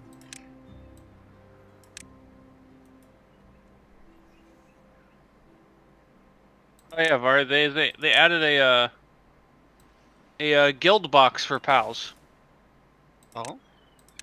So basically, if there's a pal I wanted to give you, I think I could just toss it in there and you could have it. Like, you could pick it up. Nice. Very nice.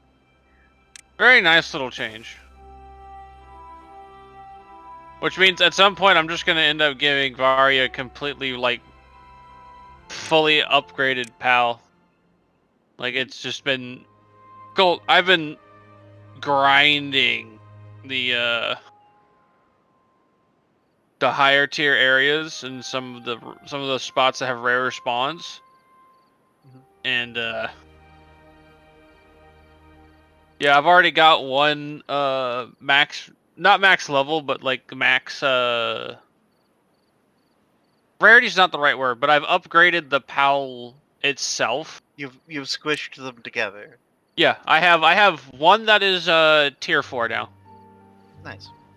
Yeah, I think that I was getting close to tier 4 with a human, which is kind of I have 2 tier 3 humans right now. They have there's weebs. spectacular.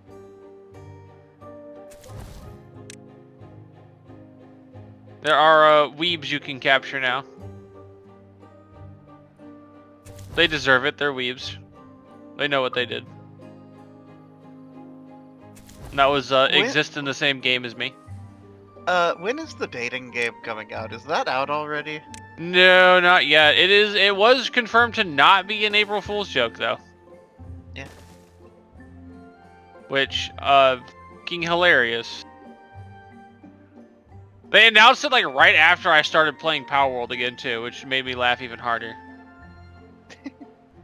They knew you wanted to date the pals. There's a couple of them I would, yeah.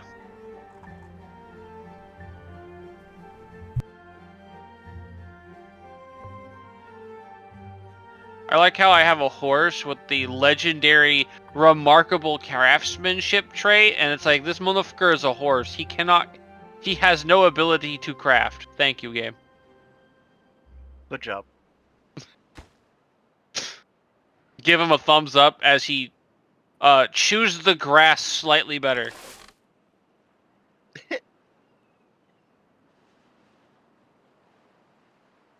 Or something. I don't know.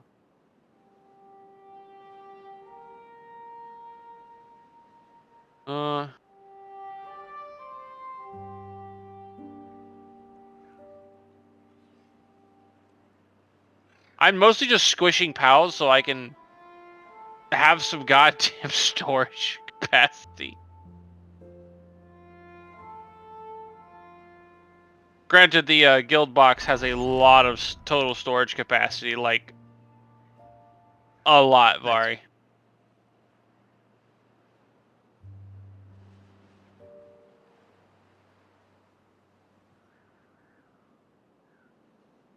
Okay, I think other than these bastards, which I don't feel like squishing right now because I don't want to look and see which ones are actually good or not, I think I'm good to go throw hands at a spot I know a bunch of electric pals are at.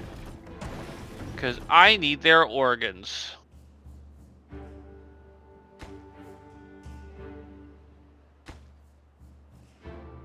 I'm going to go beat them up. Let's do Also, that. funny enough, yeah, basically. Oh yeah, there's a funny there's a funny quote unquote negative trait pals can get now, Vari. Oh, Mercy hit. Oh, the pal is incapable of making an opponent's HP drop below 1. oh, that's actually really nice. Yup. Yup. I saw that and I was just that like, would be ooh. so nice. I need to go play Pal World again. I might actually have to try the game. It is a pretty nice game. I enjoy it. Yes. Anytime we're the past couple sessions we've had, I just like put it on, put it in the background, and just AFK'd so my resources were building. Oh. While we were playing sections, it's like I don't actually need this up. I just want my drills going and whatnot. Because one of the resources I need takes fucking forever, and it's like I'm just gonna let this accumulate. Yeah, you're like way up the tech tree now, though, aren't you? I was already like level 58 when I stopped, or I was already like mid 50s when I stopped playing, and now I've hit level 60. The issue now is me just getting enough points to unlock everything. Good to I've unlocked a lot of the know. important stuff though. Apparently, we can just get drought still. Oh no. I have gotten... Actually, that's a good thing. Because a drought isn't going to just outright kill these trees that are growing over here. Oh, okay. Yeah, it's a good thing that that can still happen because the water here is going to remain water.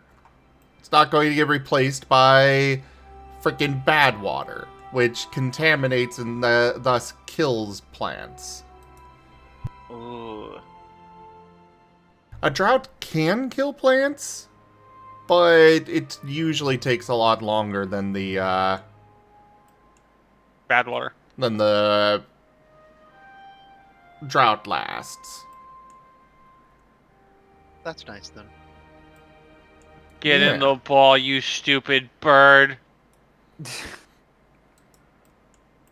Oh, it is.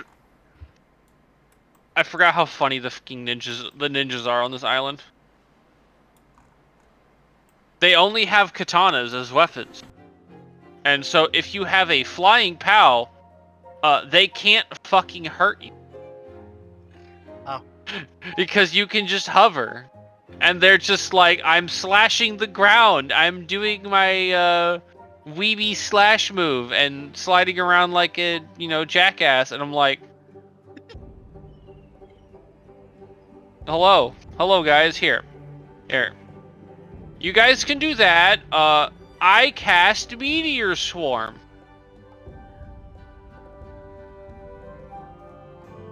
Oh, he lived. The other two did not. Oh, he died from the fire. He died from the fire damage. Grub, you're ignored. Oh, there's a katana sword you can make too, by the way, Vari. Of course. Pokemon with katanas. Uh-huh. Though, my personal favorite, though, is the, assorted pals that you can just give guns to. Yeah, Oh like yeah, that. there's a new one. You give it a double-barreled shotgun. Very funny. Nice. The fucking dragon that I'm flying around on, its saddle is just, hey, how would you like a missile launcher on each side? Very nice. So if I decide I really don't, what's funny is the missile launcher's like not even that amazing, but it's really funny against humans. Like against anything small, it just knocks them the fuck around. Oh, do they take multiple instances of damage from They getting can. knocked? They can. Depends on how the physics can just feel like. Yeah. It's like Booster dying someone off the side of the cliff. Not quite that much ragdoll, but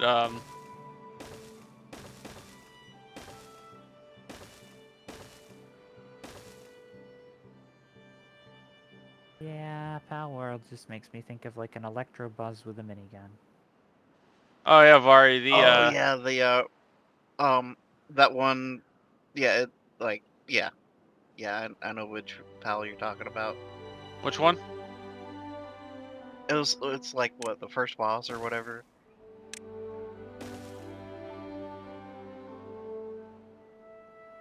Huh? Big yellow dude. Oh, Grisbolt. Yeah, him. Probably was. Yeah. I have caught exactly one of those, and I don't remember where the I caught it. I'm sad that they patched the thing where you could catch the trainer versions of those. That's okay. Somebody made a cheat if you ever wanted to do it again. Spectacular. Because of course. Now, granted, the only way to leave the boss arena afterwards is to fucking kill yourself, but Oh yeah, because the enemy hitting 0 HP is the trigger for. That's funny. also, my third shifter has still has a bunch of captured bosses just sitting on his server. Because he was like, yeah, I'm gonna wait for people to I'm gonna wait for them to add the whole like being able to give other people your pals thing, and then I'll be able to give these to my friends that didn't do the glitch. If I really wanted it, I'd just go get the cheat table that lets me capture them, but I just don't care that much.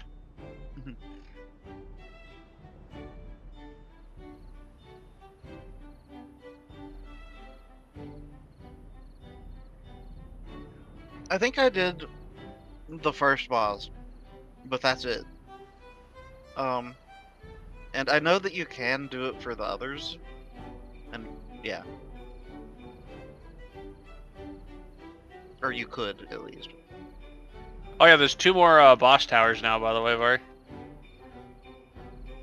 They're hard.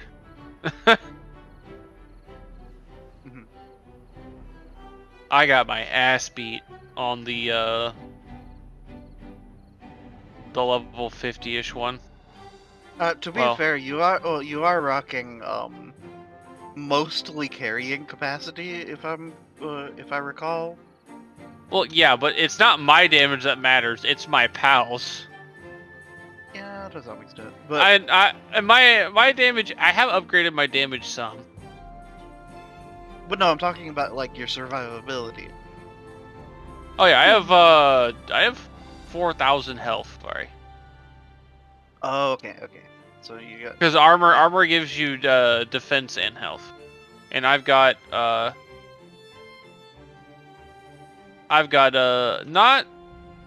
second best set type of armor in the game, but that's simply because I don't have the resources I need to make the thing I need to make the best resources in the game. Oh. I actually might have enough. Nah, no, I don't. I'm close to having enough of what I need. That's why I need. That's why I need fucking crude oil to make the resource I need, and that's why I've been leaving the game running during sessions, is so I can do that. You can get 4 trinket slots now though, instead of just 2. Very nice. And there's items you get with like the special like technology points you get from killing bosses. There's learn something to make an inventory increaser. That's pretty neat. What that? Oh, that's nothing. Die. Become delete. Also, what was that, Zim? I said I was gonna be right back. Oh, okay.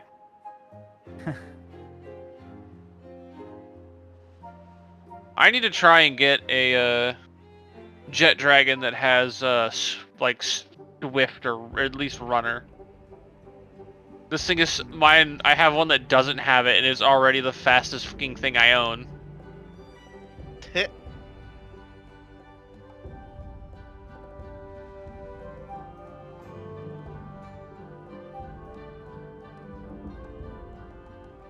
Well, it comes with. Oh, that's why it's so fast. It's because because the boss one comes with legend, which is 20% attack, 20% defense, and 15% movement speed.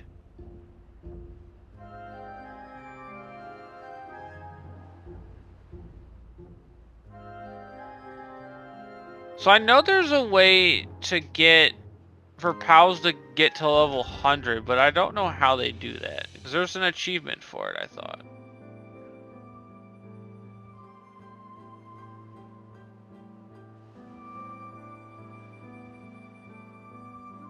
Pretty sure there's an achievement.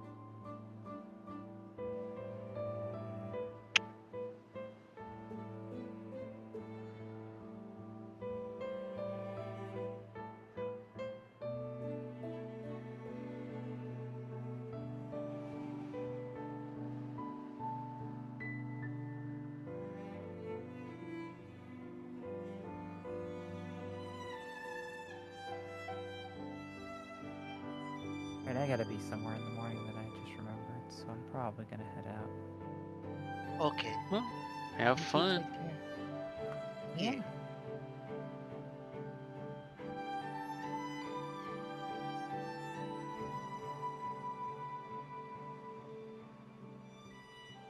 Ow.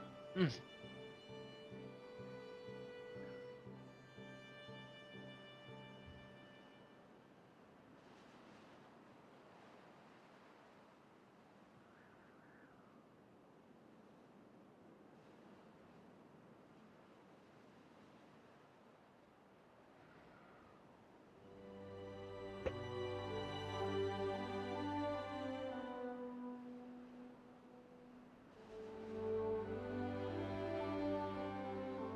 Never mind.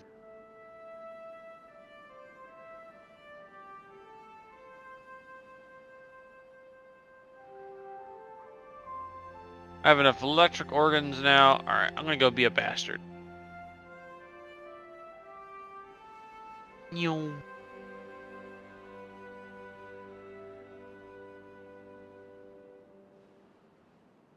Yes, this fucking dragon that I have, alright, it has all those bonuses. Plus, it has a Divine Dragon, which gives an additional power increase to dragon type moves.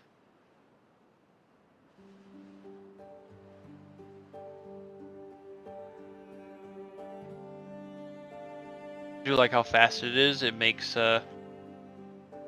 going places way better. Oh, that's an effigy. It's 2 effigies.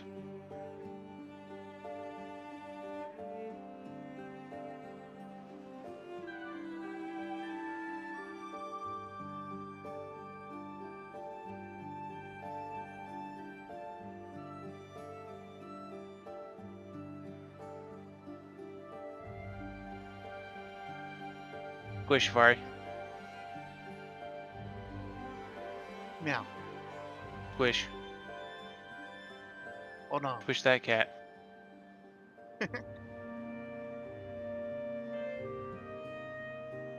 Yo.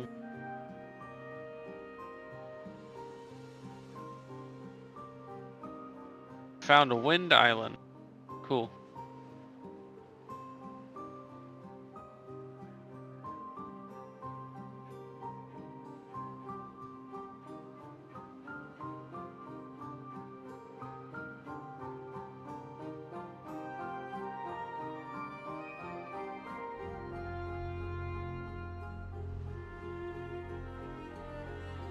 Foot of the astral mountain.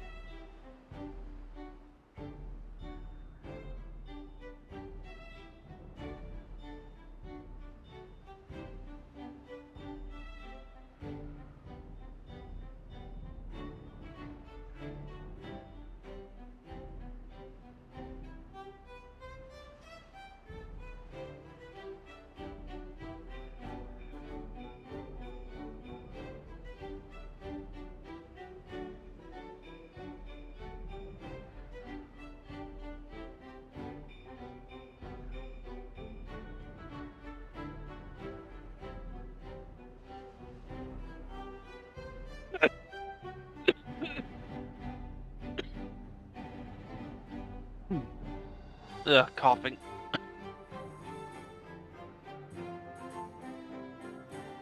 Oh no.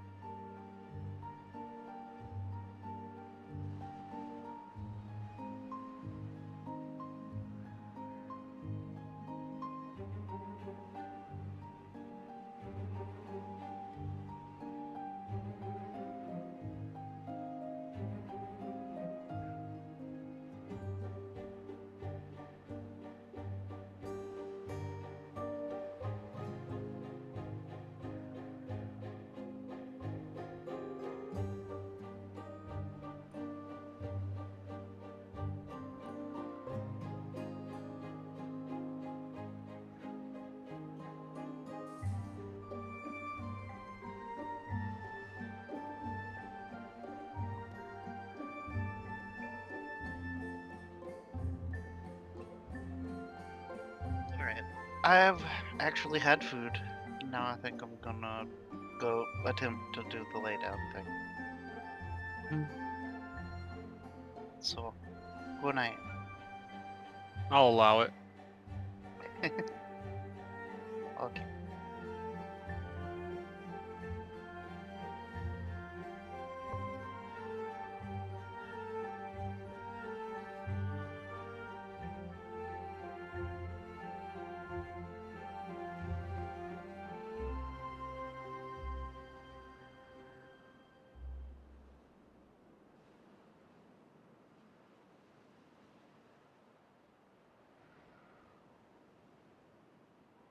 Hey, Machi.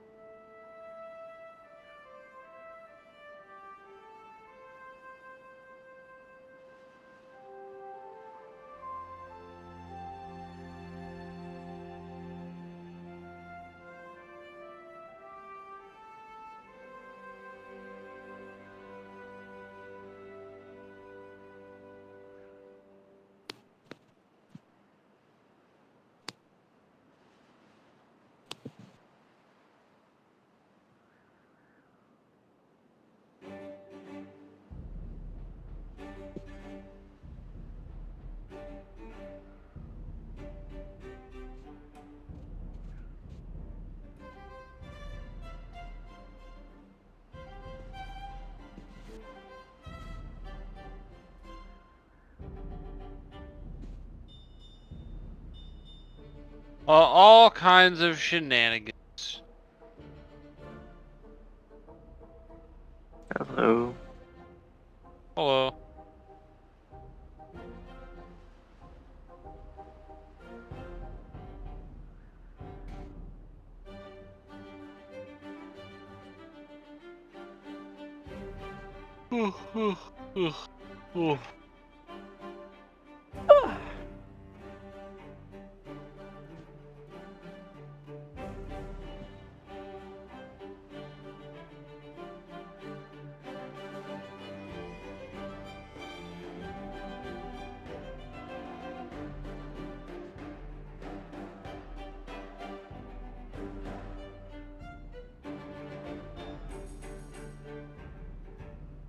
Alright, I am back. Sorry about that. Hello, Mario. Hello, Maki.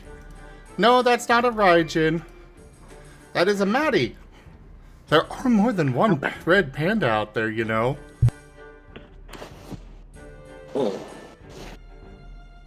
Also, Raijin is a different icon. Oh. Also, Raijin's cuter. I don't know. You're pretty cute.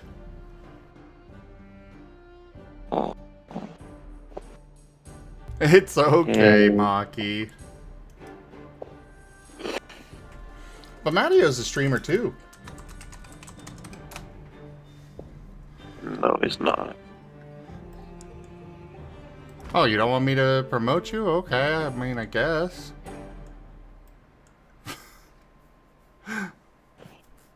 He's not a streamer, he's more of a party popper.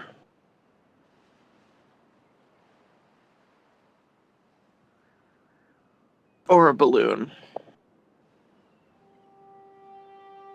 He's also an online content creator who does live streams. The moment you said party popper, I knew exactly the pun you were making. I play with Oneko Tai. I've played with Oneko Taigo for too long, not see the pun and see the pun build up. I still don't get the pun myself. A party streamer.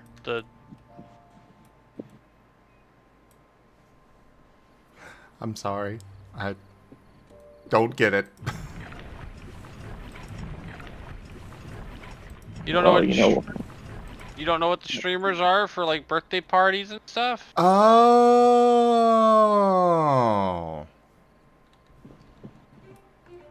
Those things. Okay, now I'm with you. Yeah.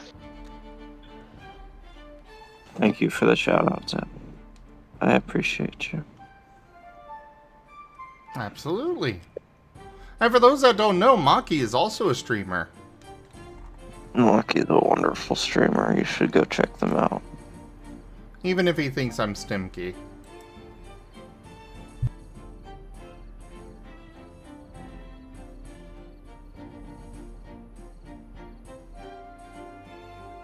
Funny.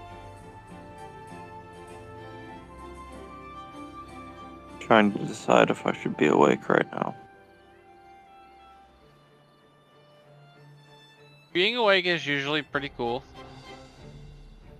If I went to bed at 8 o'clock p.m., is it reasonable for me to be awake at 4 in the morning?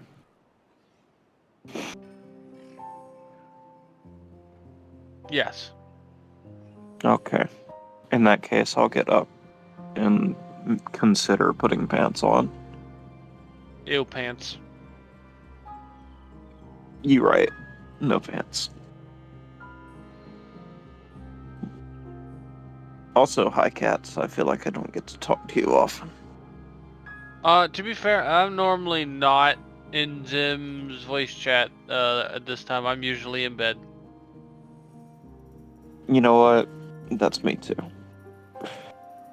There. End quoted. Yeah, I stream the late night. Alright. Detonate. Quoted what? What's up? Quoted what? Oh, I quoted Maki. Oh, my bad. Sorry, I'm not in chat at the moment. Not a problem. I mean, even I thought he was quoting something that either you or I said. Because I wasn't looking at chat.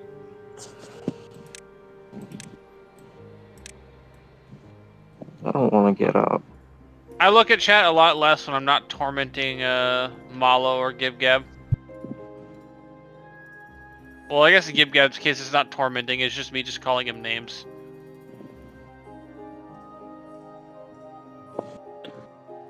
And insulting his honor. Yo, Gib Gab Mad Stinky. I did a like Twitch controlled Pokemon Mystery Dungeon thing for my last stream. And he's been abusing save states to make sure I can't stop him from naming characters and Pokemon Mystery Dungeon teams things like Maddie Cute, Maddie Adorable. And yeah, just very stinky, and he will be hearing from the Red Panda lawyers. But he's just being honest with that. You are cute. That's slander. Yeah, but I own you, so I'm allowed to say it. This is fair and true. Yeah, but GitGab does not. True, but I give GibGab permission to speak this truth about Maddie.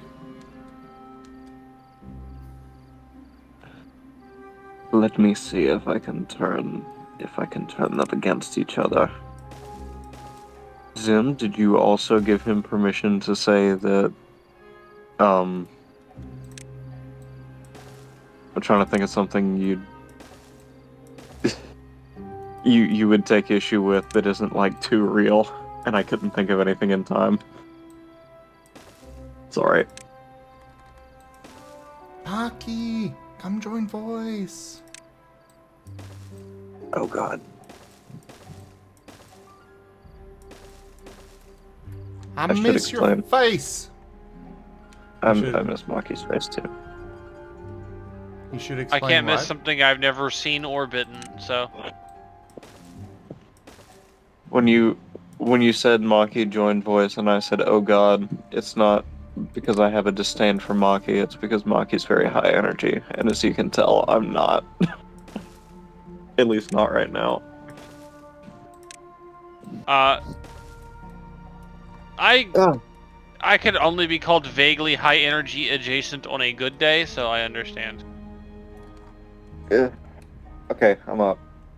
I'm gonna get ready for Maki energy. Oh, I don't think Maki's gonna come. No, why? I Maki's invite so him all the cool. time, but I am Stimky. You know what? You get a shower, because I want Maki to be here. I know, I'm sorry. God, what was that I said during the supermarket together? Fucking, thank you for shopping at... Hi, Maki! Good Oh morning. my God, hi! He Hi, did everybody. come! I was like, why would I not? I have time. I'm able to do it. I literally just rolled out of bed, and now I'm like, oh my goodness, you were streaming, so I like clicked onto your thing. That was it. That was what I done this morning. I rolled out of bed, I clicked the thing, and now I'm just, well, here. Hello! Good morning. I see what you mean by high energy. Oh no, I'm not that high energy, Mario. Oh my god, I'm so sorry. Ah. No, it's not a bother. I just have also just woken up, and I don't have this kind of energy when I wake. Yeah, neither do I. No, but we love you, Maki. You're always welcome. Let's go. Thank you, Mario. Ah. Let's go. What's that little song I wrote in your chat? Something something Doberman. da, da, da. I don't need songs. I don't need songs. I need caffeine. That's what I need, Mario. Have you got any caffeine? I'm gonna go grab some black tea. That's some amount of caffeine. Listen, black tea is actually the best tea. It is, unless you put as much sugar in it as I do. Well, how much sugar do you put in it?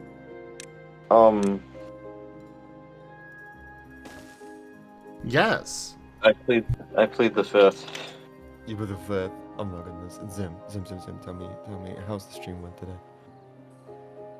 It's been going pretty good. Happy days. Excuse me. I literally just like threw open this computer, turned it on as quickly as I could, put the Discord open. I haven't even logged into the streams. I don't know what chat's doing.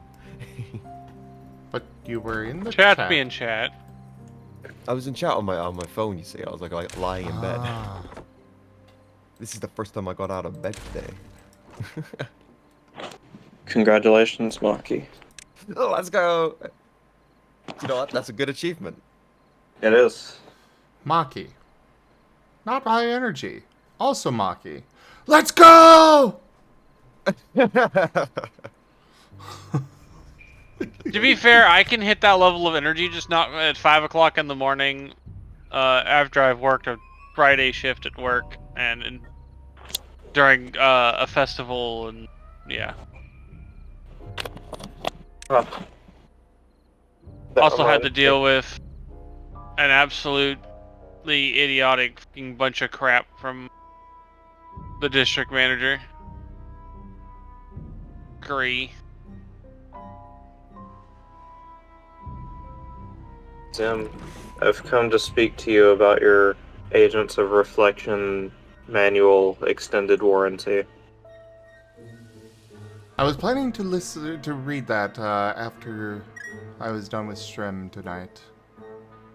I recommend doing it while you're not streaming as well, because it's just long enough that that would be a problem.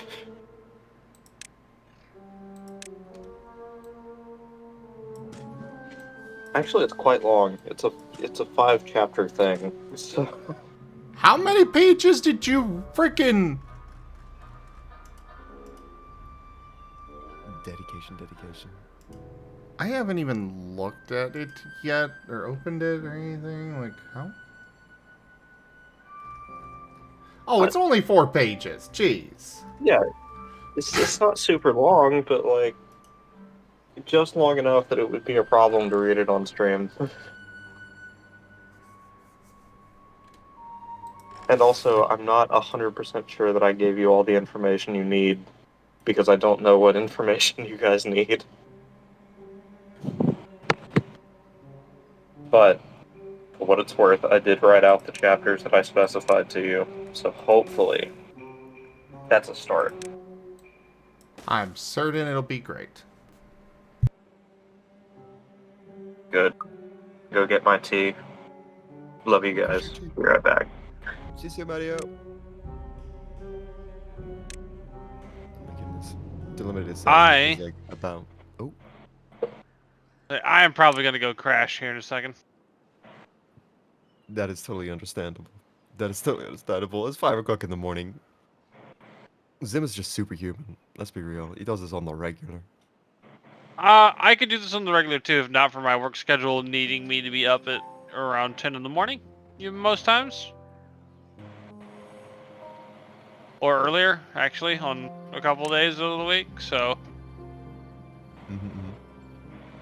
I should be halfway through my, I should be halfway through sleeping right about now. Oh my god, you should totally be sleeping then. You're gonna be destroyed the next day. I'm off today, so I'm not super worried about it. Oh, And Sunday is a problem for future Cats and I, so. And the part of my French, but fuck that guy, he's an asshole. Well, future you's an asshole? Oh, don't say Yes. that. Future you's gonna look back at this VOD and hear that.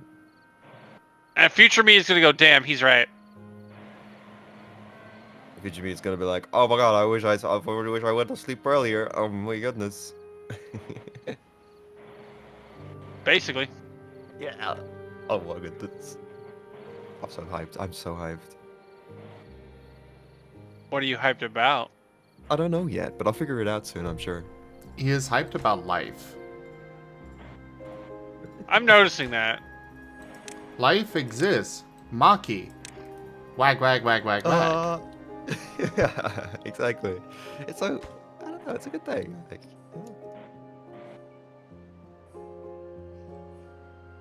you know, Zim, I gotta say, I'm quite excited that you're playing Timberborn.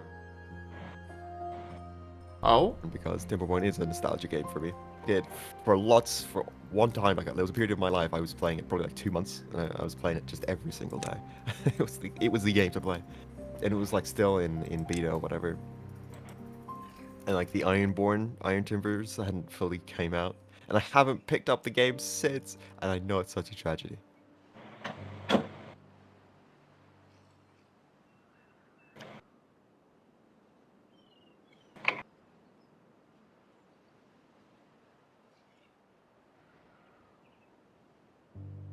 Tell me. Do you enjoy making like a little rat's nest maze of houses for your Timberborn? Oh, very much. Oh, yes.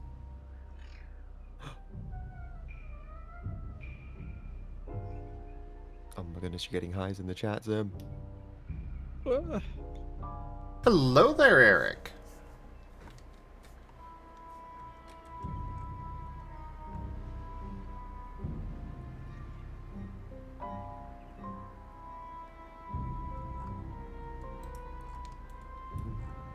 So what's your plan here? What is your big plan like for this here? Well, that over there, so I've got water that comes in from here, but bad tides are annoying. So my plan is, like I've got down this river here, I've got all of my tree farms and such. Mm-hmm. So my plan is give an alternate route for when a bad tide comes to send the bad water this way, but then have the, but make sure, and then I've got these floodgates to make sure that the bad water does not go into this area where I'm actually trying to keep these plants alive, because bad water kills plants. Worse than a drought does. I get you. Bit of stream management.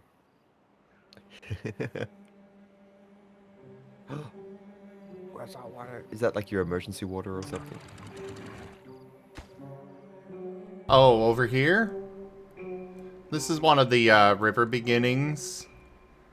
I have this set up so that way, again, when bad tide, because bad tides will cause bad water to come out of all water sources.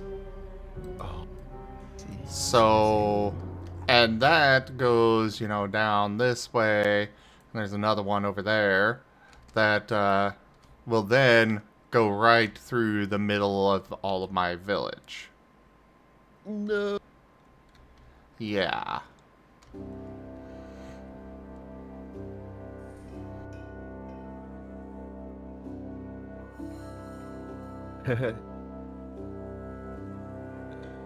Oh my goodness.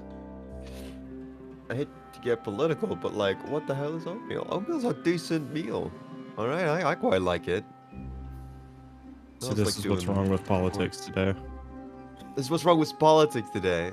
What do you mean? It's not a controversial opinion. I like oatmeal. Or porridge, we call it, Oatmeal's okay.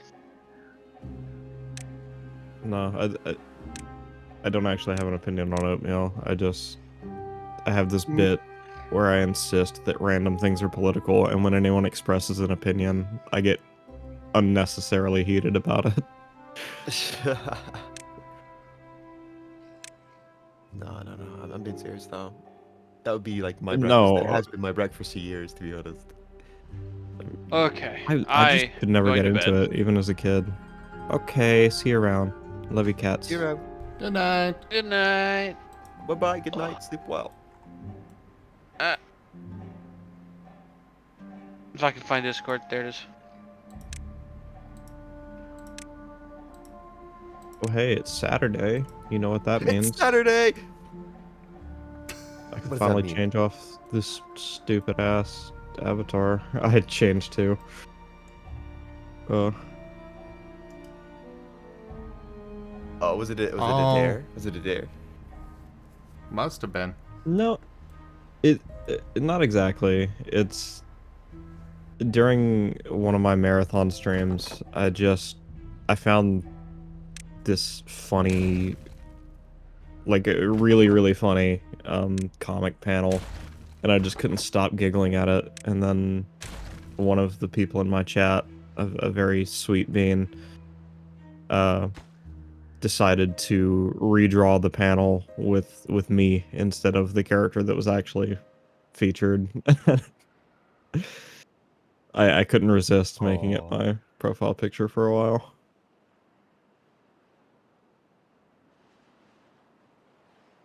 No. That is really sweet. It's really sweet. Well, you know, considering I'm just sitting here waiting for Beavers to finish all this, I will go ahead and read that now. What? That's gonna take a minute. So? Okay. Do you? I'm literally just sitting here waiting for these for this dynamite to be made. Okay. Wait for dynamite to be made. Meanwhile, I'll entertain the chat with How cute a weird you are? happenstance going on. What? How cute you are. Not cute. Because you are very with precious. a weird Not cute. Not precious. With a weird happenstance that's going on in my life right now. So sometimes when I go to bed, right, I'll put on a YouTube video or something, and just for a little bit of background noise, because I have trouble sleeping in quiet rooms lately for some reason.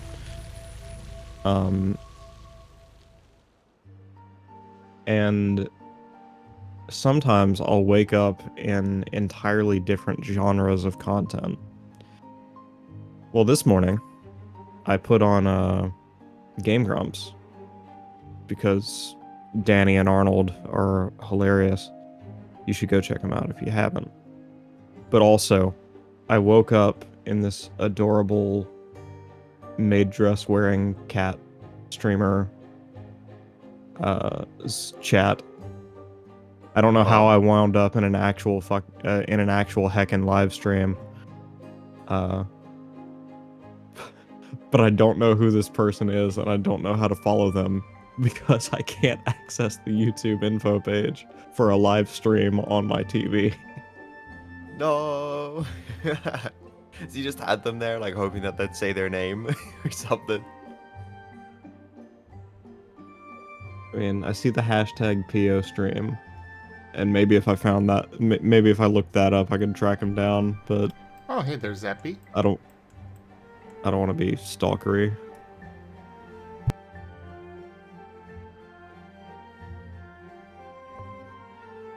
Trying to find a channel you like, stalkery. I'm not sure. Okay, I'm gonna find your channel. Yeah, find my YouTube channel. Do it. Do it. Hashtag Maki roll. That didn't work. Oh no. Hashtag Doberman. Hashtag Doberman. What is on the hashtag Doberman tag? Actually, I don't know. Hey, I'll tell you. I wasn't actually looking stuff up, but I'll do it now. Yeah, let's go.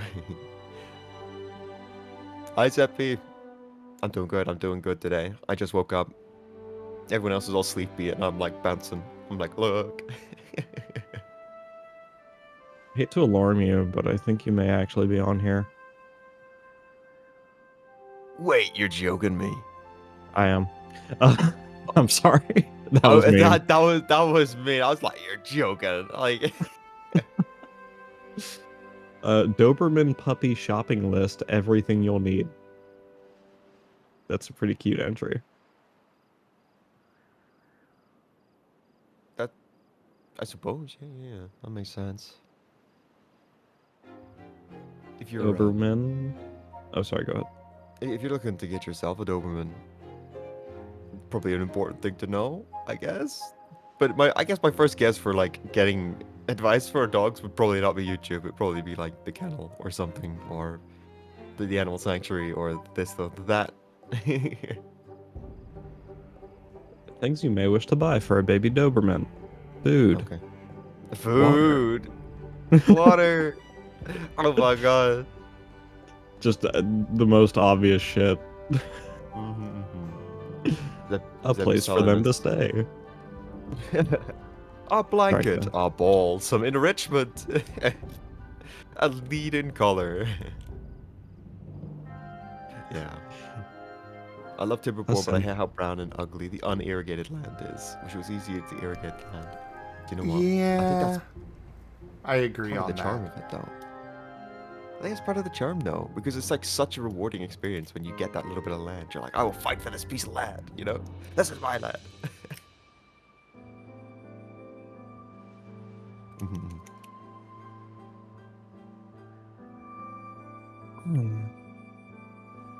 Doberman, one of the most intelligent dog breeds in the world. That's you, Maki. Pet, pet, pet, pet, pot. Let's go. They said I'm intelligent. Let's go. Can I get this like framed? Can I get this in writing, please? Sure. I need to show somebody this. I need like a little award, you know? Okay, so I've read through the rules of engagement, and according to that, I will say Cashel was very much acting according to that for bringing in the target instead of just destroying them. The Betelgamamon. Yeah. Unless I'm misunderstanding that. If the target is an otherworld entity, agents have full authority to use any amount of force necessary to subdue the subject, up to and including their own otherworld forms. Otherworld entities may prove incredibly dangerous and volatile. For this reason, lethal force is authorized in any case unless such force would endanger human civilians or infrastructure. Yes, you acted entirely reasonably.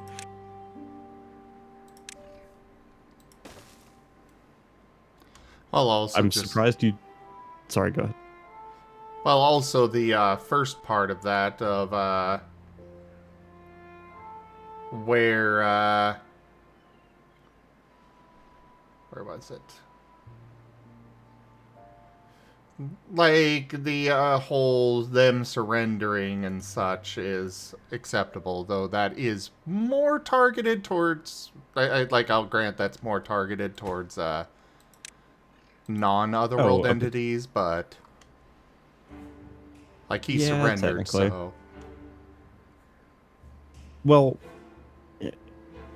so 1920s, which, if you haven't looked at the top of the page... I did notice that. This briefing was originally revised in 1921, back when they didn't really know what an otherworld entity was. They just knew they were dangerous and gave you full leeway to kill it on sight, as long as you wouldn't endanger a human or infrastructure. Well, part of the reason why I wanted this was, what's her face? The Estrella was saying that they might get mad at Cashel for bringing in a captive instead of just eliminating them. That's that was right. the main thing that prompted me wanting this document in the first place. Oh, well, I should say, in this situation, it's less about them or they, and more about Raban. Ah. Raban does not want foreign Digimon anywhere near Castillo. Ever. I'm calling it now. Raban is bad.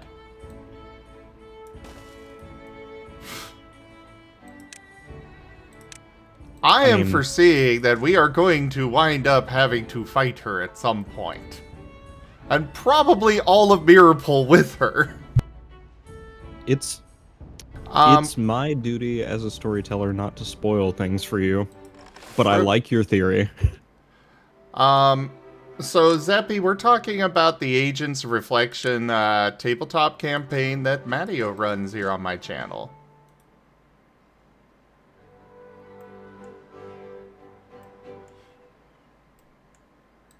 And yes, I'm aware that you can't spoil things. That is just my, that's what I'm thinking is probably going to wind up happening.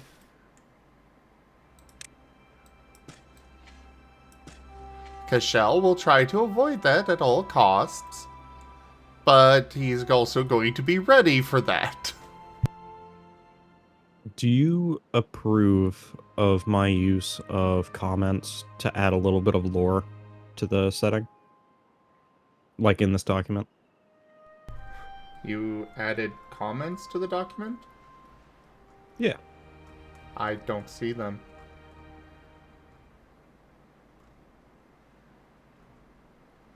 Oh, I guess it's because you only have permission to view the document. Yeah. Grr. I need to make you an editor so you can see those.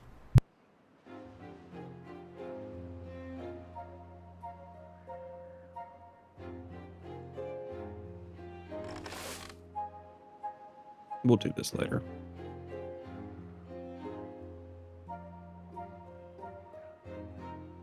Alright, so you've read up to rules of engagement. Am I... In the international law and rules of engagement sections, have I covered a sufficient amount I would for definitely what you say guys so. needed? Okay, awesome.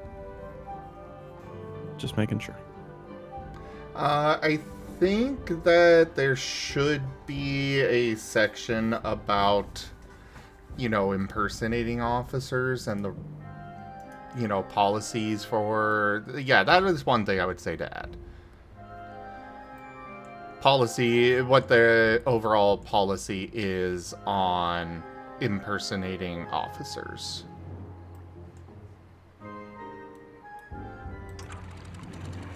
Oh yeah, that's true.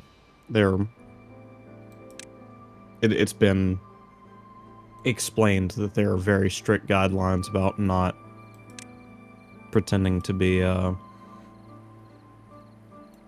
what was it? We were trying to be Interpol at first? Yeah. Or we are Interpol. Yeah, we're I don't pretending to remember. be Interpol right now. Yeah. But there was some, specific government agency you couldn't pretend to be. Well, we were I forget talking who that about was. FBI and local police, etc. Oh, yeah, they didn't want to give you that because that kind of stuff can be verified. I remember now. Yeah. But I think that would be something that would make sense for them to just have in the policy here. Of course, and I can do that for you. I need to figure out whether it fits into an already existing section or if it needs to be an entirely new one. So give me just a minute to figure that out.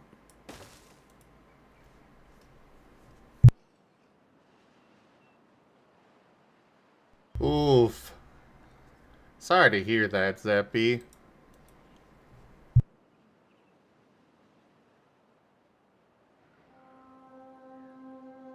What kind of computer chair are you looking at? If I can ask.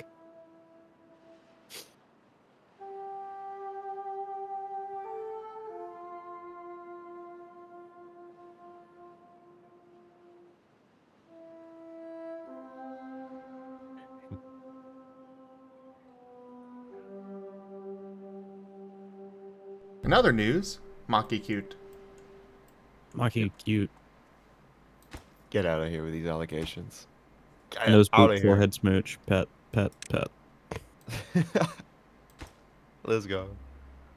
Also, if any of those forms of affection are unwelcome, please do tell me so.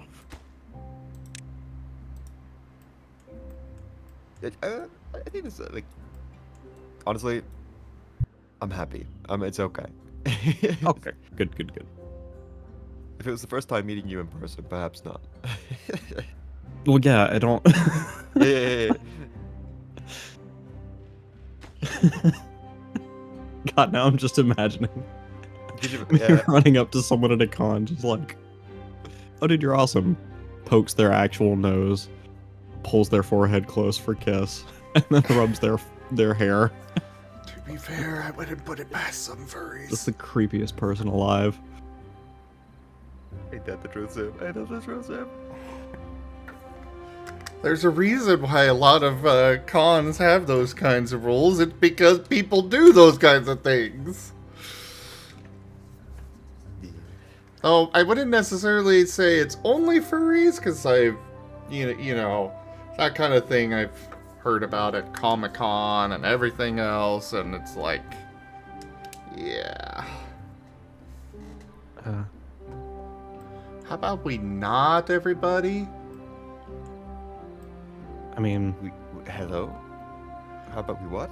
Really? Huh? Horn dog.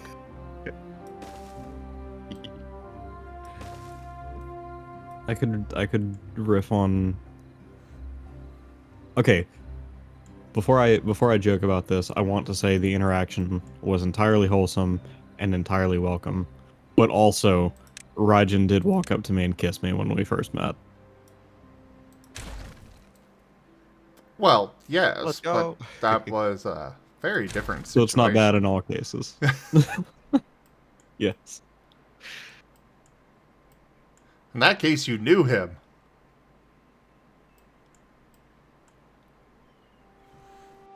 That's true, but I don't think I knew like who he was when he did that. Like I was aware of who Raijin was in streams, but I did not know that the person who ran up and kissed me was Raijin. Ah, that's fair. Oh. And I think that's why I had the reaction I did.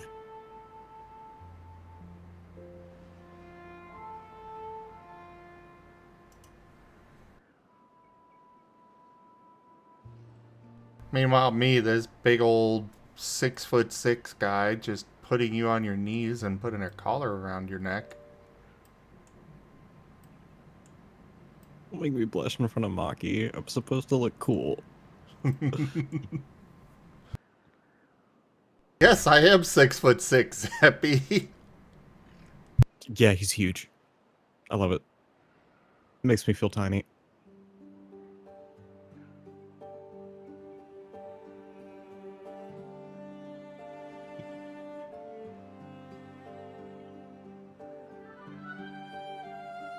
Yeah, I tell people ask me how they're gonna find me at a con, and I'm like, just look for the giant redhead. And they're like, yeah, but I don't think I'm gonna see you in this crowd. Trust me, you'll see me.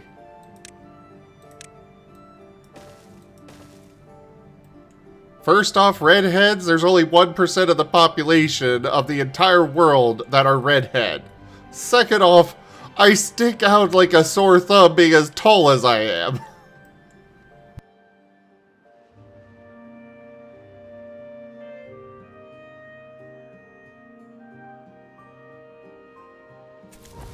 I do have a question. Are you the ginger that has freckles? You're freckles No. ginger? No, not at all, actually. And actually, my red hair is a much darker shade than a lot of other redheads. This is also true.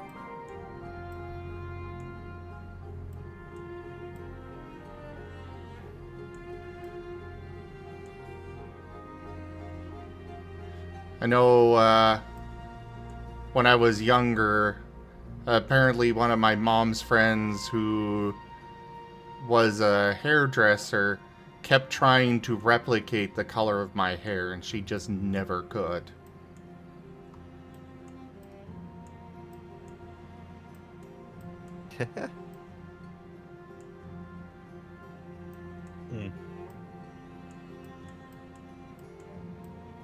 Actually, a lot of people have really wanted my hair.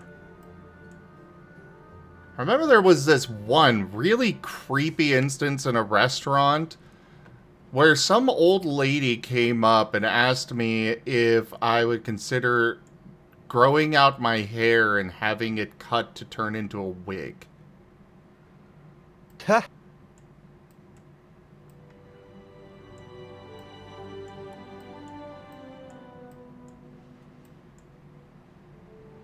It was really uncomfortable. Thankfully, all the interactions I've had with strangers surrounding my hair has been pleasant.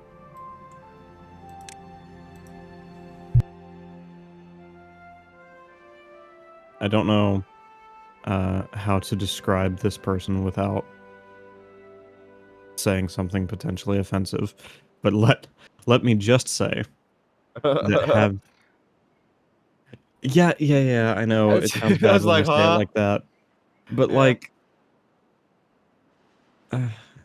older Southern women of a particular complexion have such a way with words, and when one of them calls you sugar, honey, or baby, you instantly hang on to their every word. And when one walked up to me in the supermarket and said, "Oh baby, your hair is gorgeous," I melted.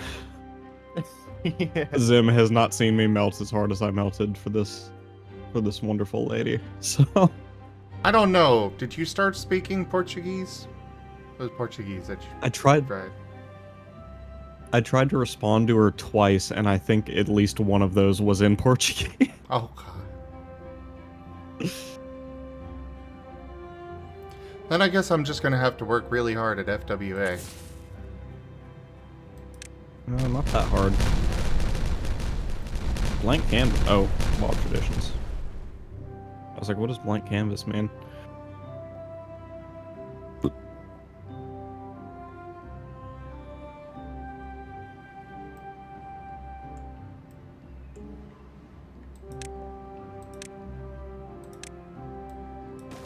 Anyways, I can't, Well,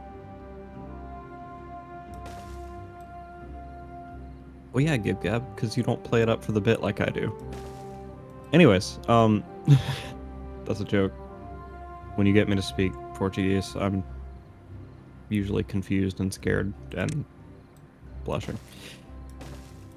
I can't wait, Zim, for you to read the bit about vexation and other world forms when it's going to become really obvious that this entire revision was written in 1921, when they had no idea what a digicore was.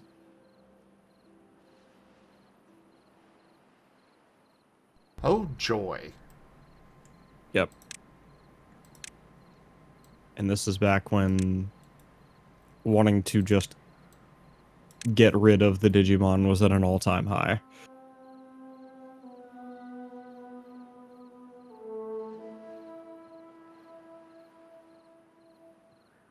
And yes, Zeppy Boo, I am gonna build my own rivers.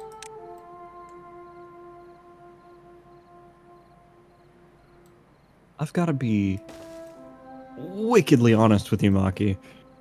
If something like the Piamon we met last session appeared in the real world without warning, and I, like the people in this setting, have no clue what it is, I'm probably gonna kill it. Just a little bit. Or run away. Well, yeah, I'll assume it's a person and run away, I guess, but... if he... Do you typically just run away from people? Is that your first response? I do when they look like that thing. Oh. Like, also, it's Piedmon. It is Piedmon. Yeah. See, that's the... Or at least that's how they pronounced it in the anime. See, that's the pronunciation guide I got, but then I think one of the players said it's Piedmon, and I was like, oh, okay. I don't know who, but they were wrong.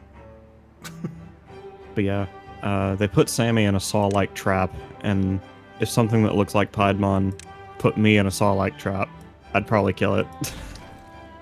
Or try to. If I could do so. Beyond the saw-like trap.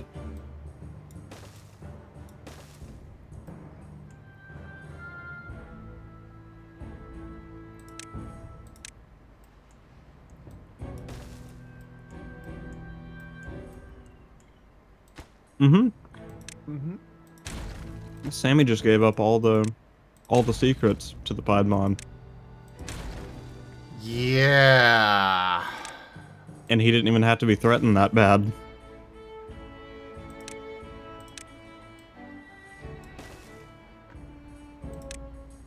Even things we know for sure that the Piedmon doesn't know and wouldn't know to punish you for. He's like, no, I'll tell you. Just don't hurt me, please. You know what you did, Gib Gab. But it's okay.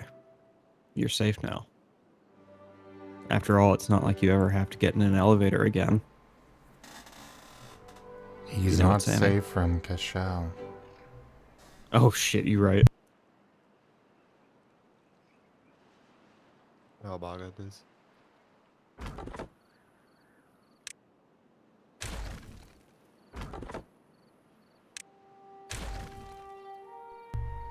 Maki, we need to get you in a game. Oh, Yeah. me? Yes, you. What? Okay. What kind of game? Okay. I know you're gonna say role-playing game. For like, what kind of game? I may not be up for playing other games with you.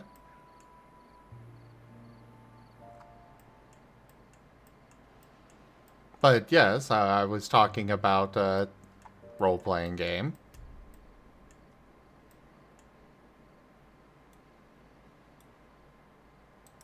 Oh no.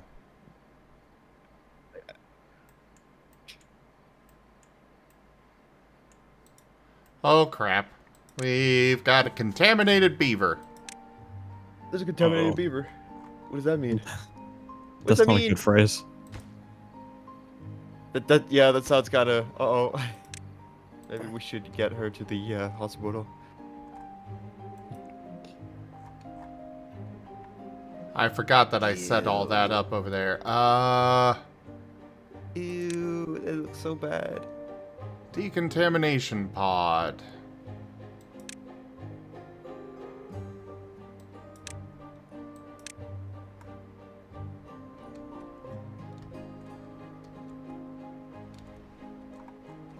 What do these things do? These apparently cure contamination from bad water. And yes, this is bad water. Yeah, I can tell. It looks evil. I've never thought that water could look evil. Pretty sure it's uranium or something. Irradiated. Considering the icon for it is, you know, the irradiation symbol. Oh, this requires power? God dang it. Okay, I guess we're connecting it over here somewhere.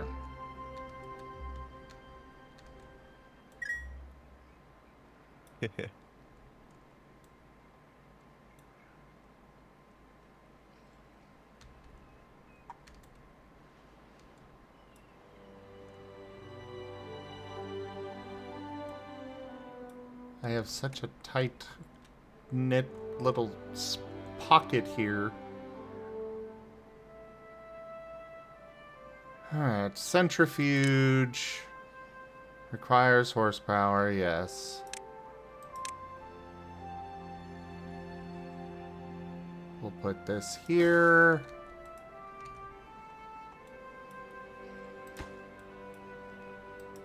And then we can put the decontamination pods in there.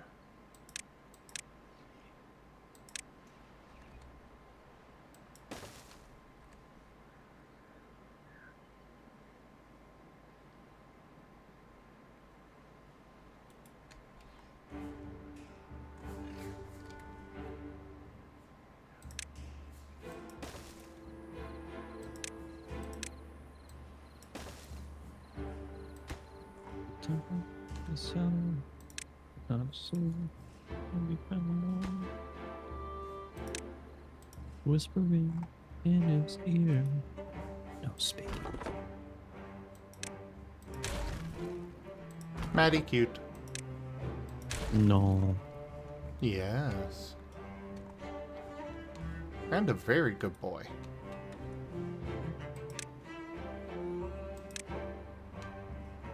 Okay, I accept good boy.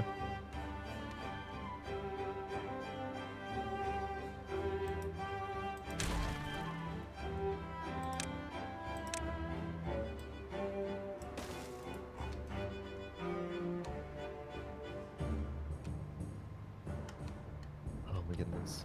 Guys, I've got a really interesting commission today. A Oh, really go for it. interesting commission? Well, what is it? It involves a pile of socks.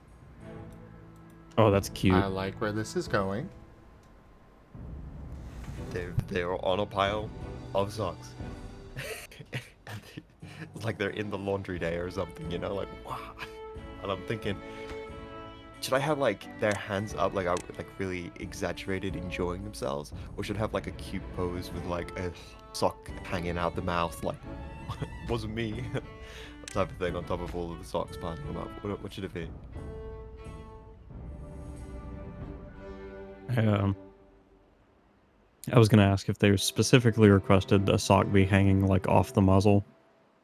If they are a furry, that is. No.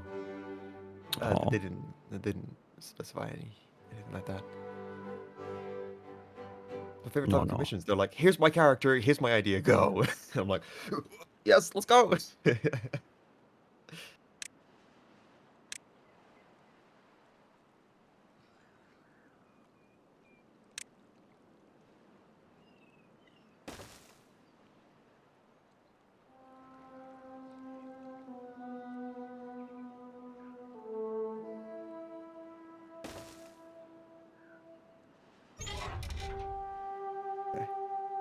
So really excited, looks good.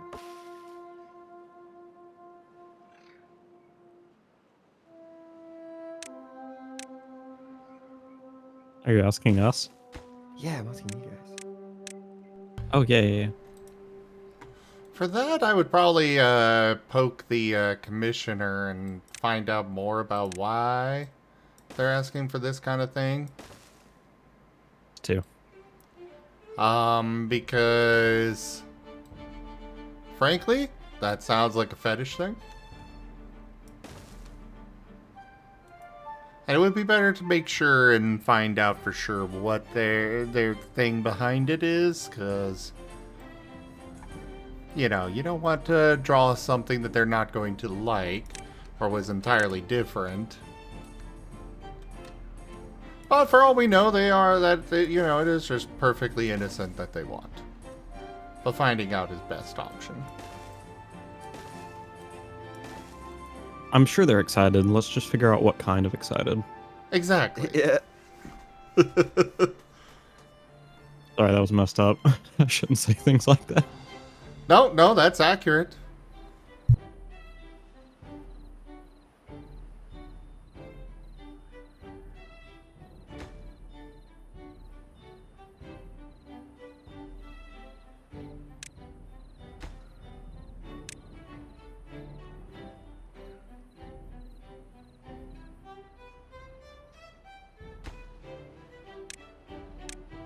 Damn it.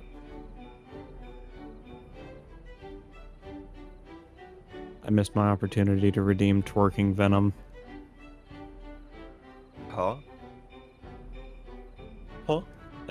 Apparently the April Fool's thing for Marvel Rivals was an actual twerking Venom emote, and I missed it.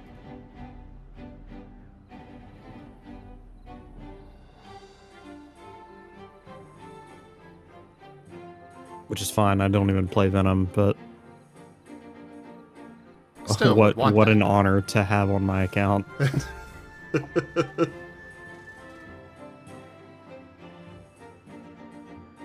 Thankfully, Winter Viking, no, we have not fought a rare mon yet.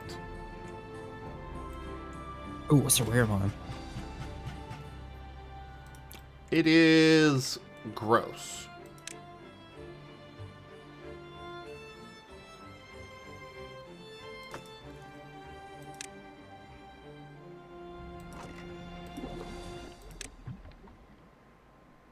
Ah, that is extract that is in there. Okay.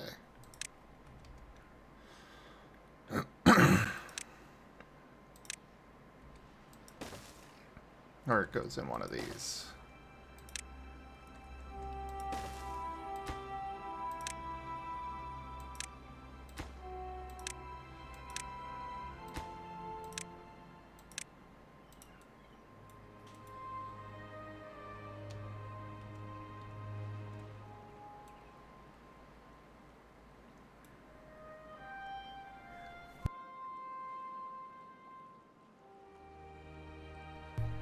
Oh, nice, Peach. I had no idea that actually went through.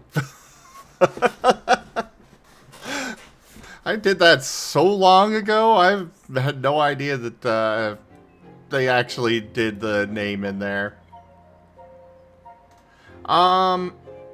Yes, bad water does contaminate good water. However, they are treated separate. Basically, if there is 50% bad water and 50% good water, then it's fine. But if it goes 51% of the bad water, then it starts killing everything. So it's more you can dilute the bad water enough to not be as big a problem. I will also say that bad water goes on top of good water. So like in the case of this little lake that I've made here, the water down below will not become bad water. Bad water will be on the top, so it will be the first out.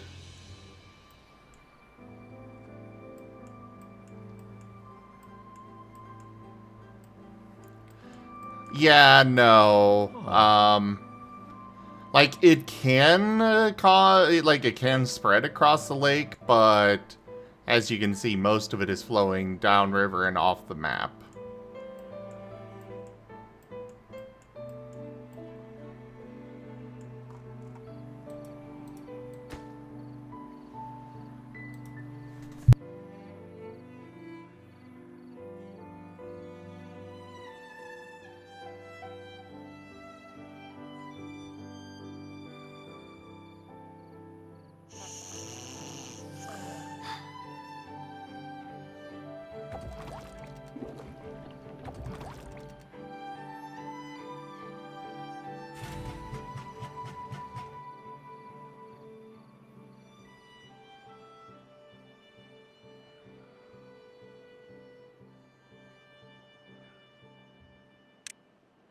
You have to excuse my silence there, guys. I'm kind of focusing here.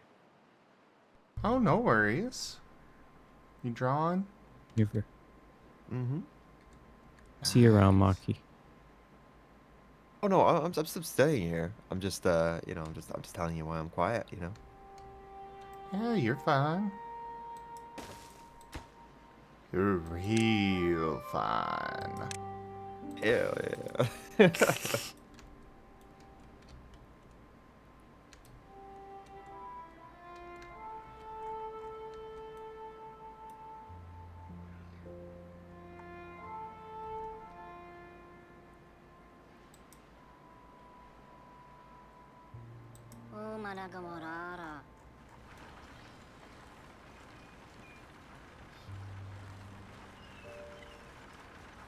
Yeah, I'm not sure I'd want to take a bath in that, but yeah, you guys do you. If that's what it takes, I guess that's what it takes.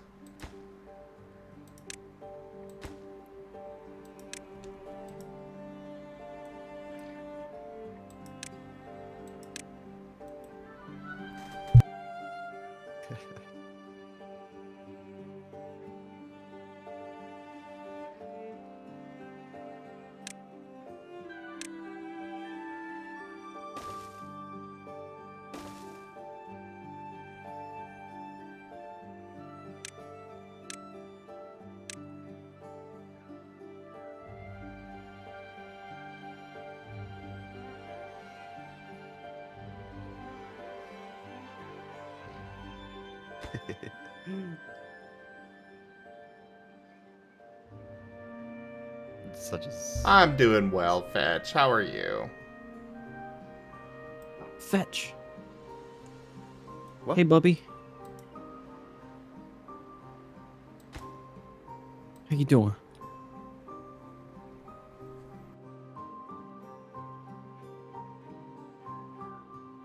You realize Fetch called you a cutie, Maddie, right?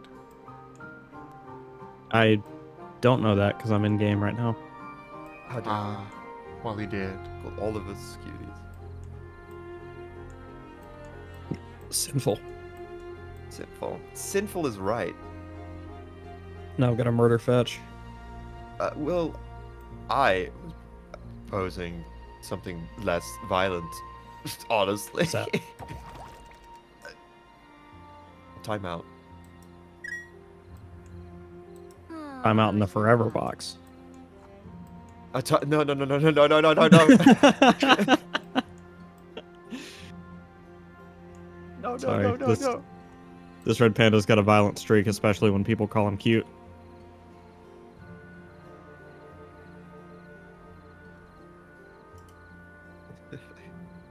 Apparently. Apparently.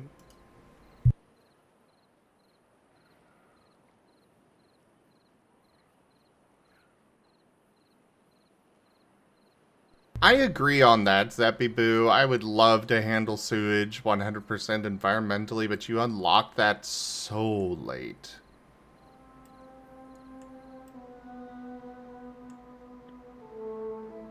You are being antagonized here, Maddie.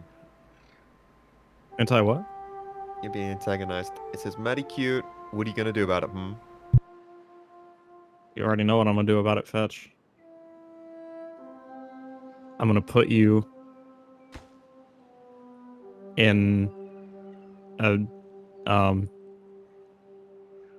I couldn't think of anything in time. It's too early in the morning. There's a reason I'm not streaming right now. I'm not very witty in the morning. But you are cute in the morning. I'm glad you think so. But only you are allowed to think so.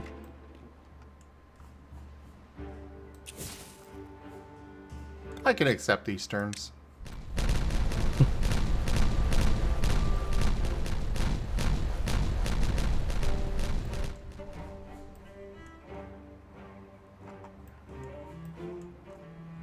Oh, we need to go slightly more with the dynamite. More dynamite.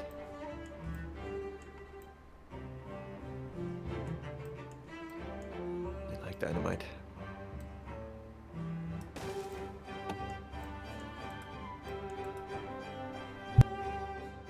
And we do like dynamite. Oh yes, I very much like dynamite. Dynamite is fun. Welcome to the boom time, baby.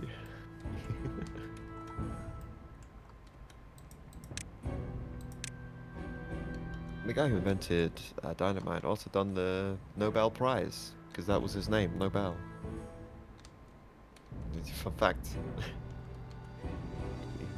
he made something that was a bit more safer to use than nitroglycerin. That's nice. Used it at the time. Yeah, there you go. Nice and boring little fact for you guys. In the early morning.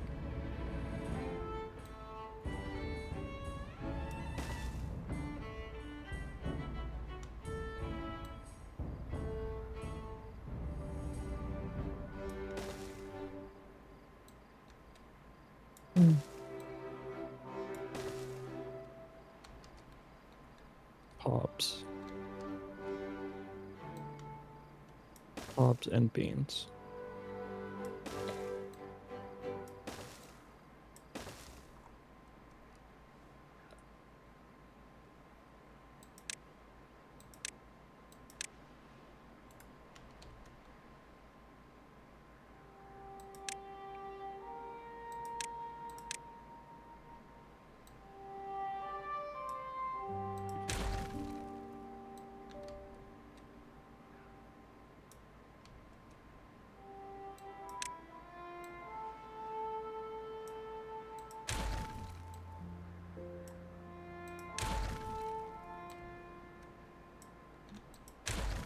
I realized that instead of going that route, I actually have the power to go deeper.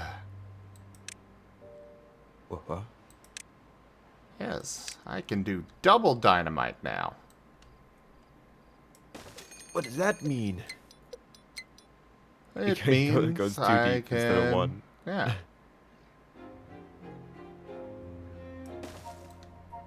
Bet. tide approaching. The bad tide is approaching.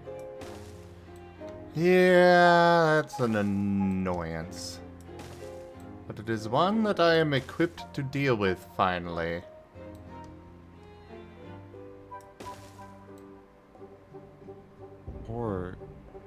These poor little beavers, they're gonna be working overtime making all of this here dynamite.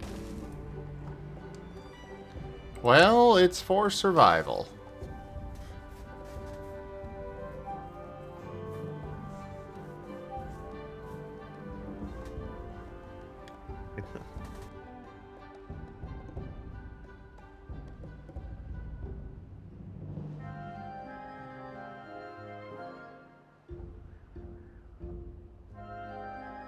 Oh, that's kind of hilarious, Winter Viking.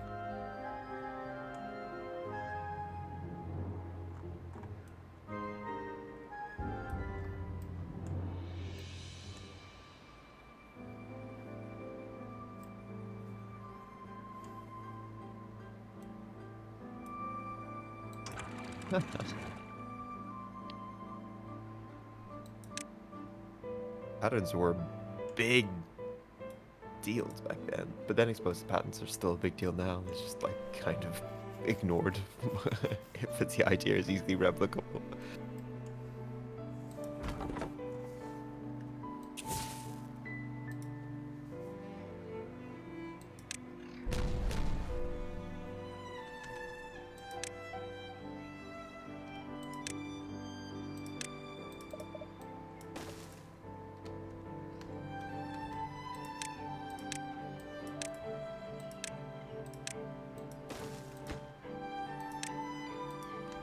Alright, so this bad tide is very much not welcome.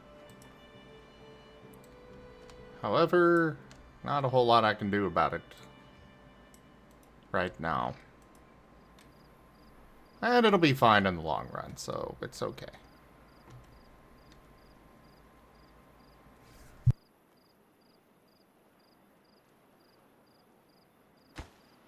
Can a little panda do a big stretch? Only if he admits he's cute. Because when you do that stretch, it's adorable. You haven't seen me stretch, have you? I did.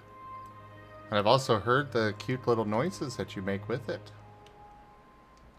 Oh. Stinky. Cutie. Cute little panda do a big stretch.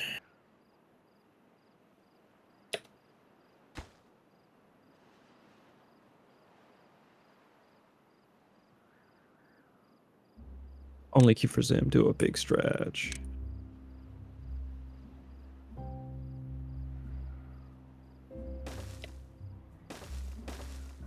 Maki heckin' cute do a big stretch. I'm sorry. You don't have to do that. I'm sorry. What is Just having fun. Explain the meme to me. Explain the what's going on. I was just being silly. Uh-huh. It started with can a little panda do a big stretch, and then I don't know what behooved me to say Maki heckin' cute do a big stretch. Yeah, there's no meme. I'm just being goofy. Don't mind me.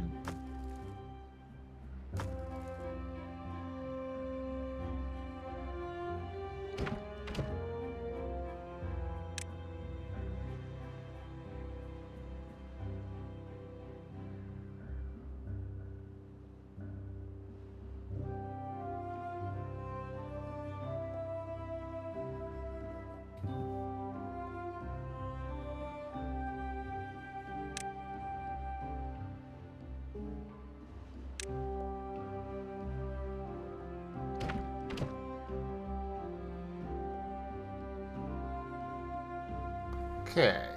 How do I set up the whole import thing? This whole setup is so confusing to me.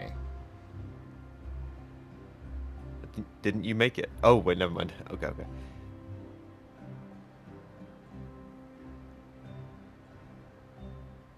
I'm squinting. I'm squinting. I am unable to decipher what any of these symbols mean. Let me enlarge. Enhance.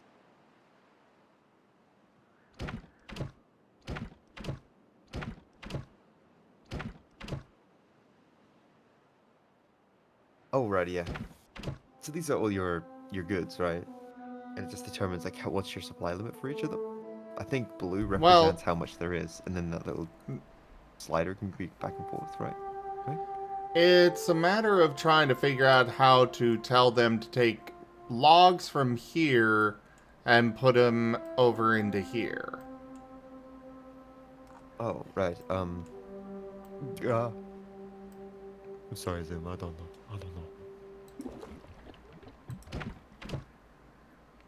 Yeah, it's confusing. 1 second.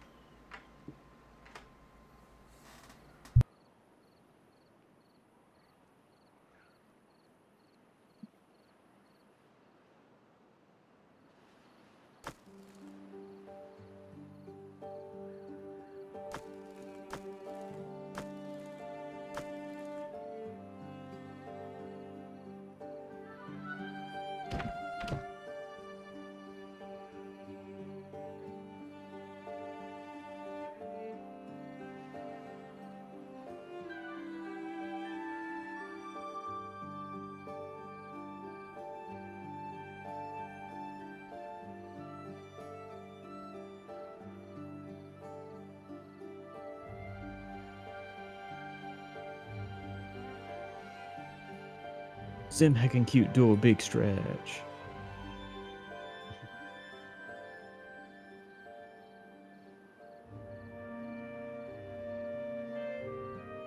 No big stretch out of Zim, I suppose. Nope. Hmm.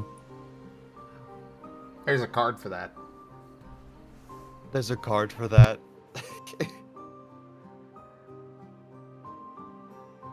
There's a card for a big heckin' stretch.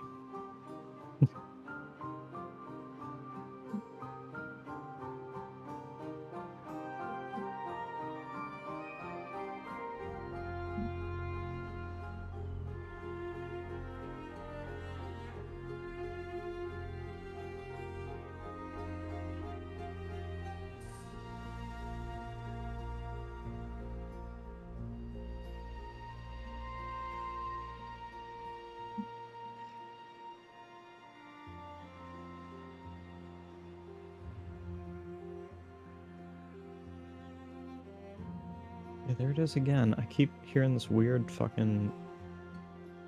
It sounds like water being pulled through a pipe sound from somewhere to my left.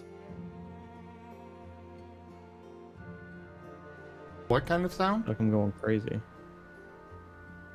It's like water and air being pulled through a pipe, like inside the wall. Which it may well be what it is, but like... I might recommend that you go check for leaks.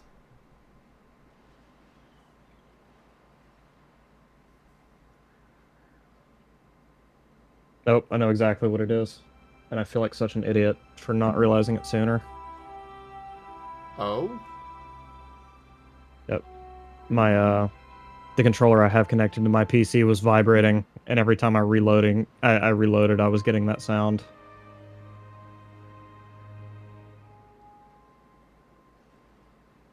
But I couldn't hear any other sound it was making, so I was just like, what the fuck?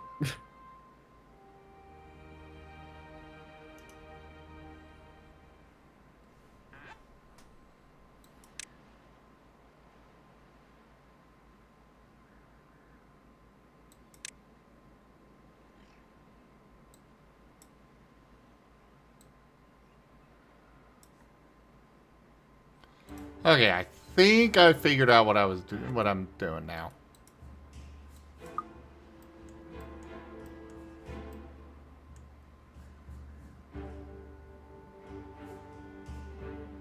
And the bad water's about to arrive.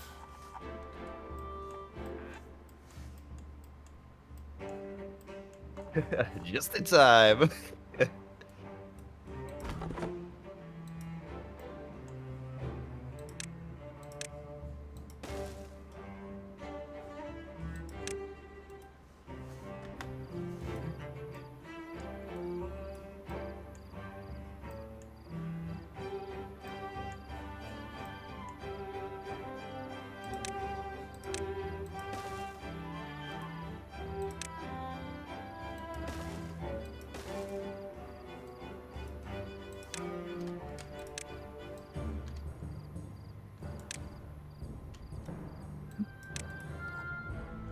And also, Maddie is heckin' precious.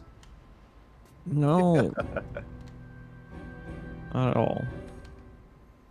Listen, Very much gentlemen, so. I have not had my daily intake of caffeine just yet. I'm gonna run off, get myself a cup of coffee, and I'll be back, right?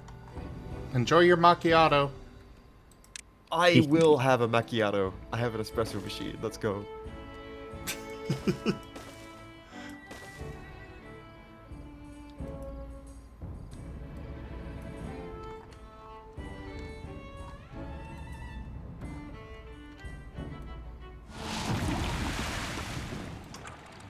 Alright. The bad tide has begun.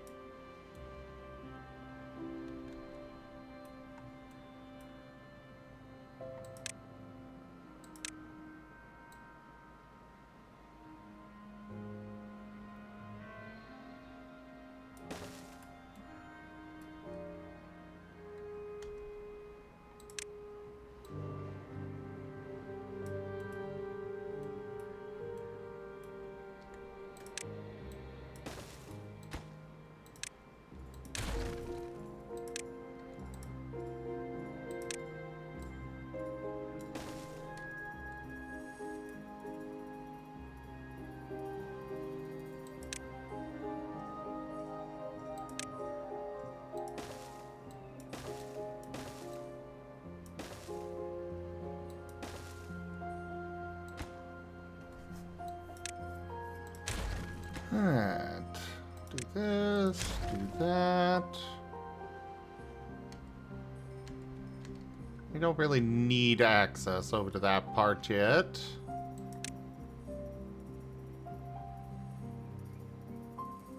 Looks like the new setup is working just fine. So no more having to deal with bad water going through here. Hooray!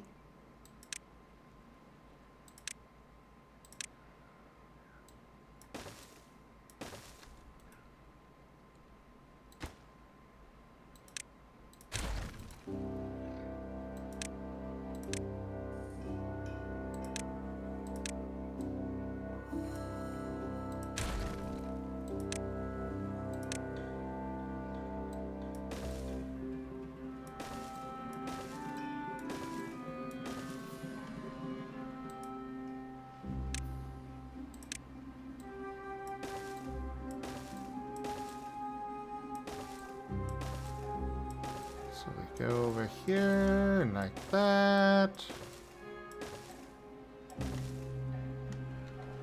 We'll worry about those floodgates later.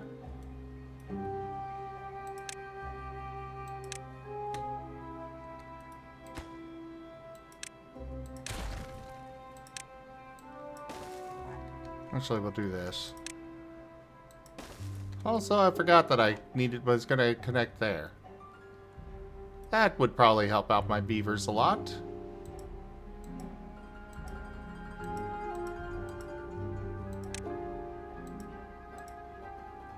I'm gonna disconnect the controller so I can stop getting it.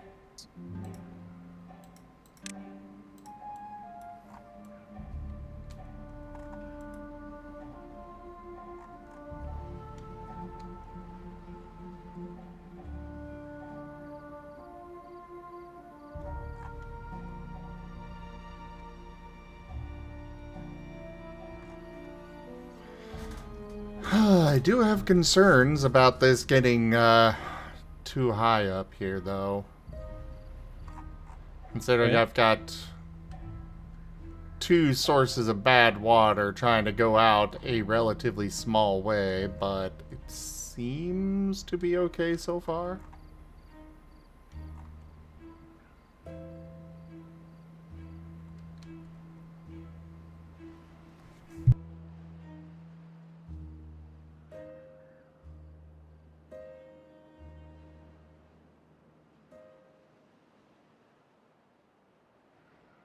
I probably will not, Zeppy. I probably should have ended a couple of hours ago. Sorry to say. Wait. Oh, I guess I just never finished that. Okay, fair enough.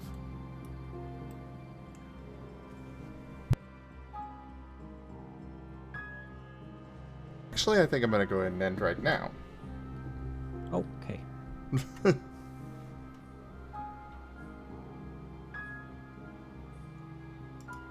So, yeah, thank you everybody for joining us today for Timberborn.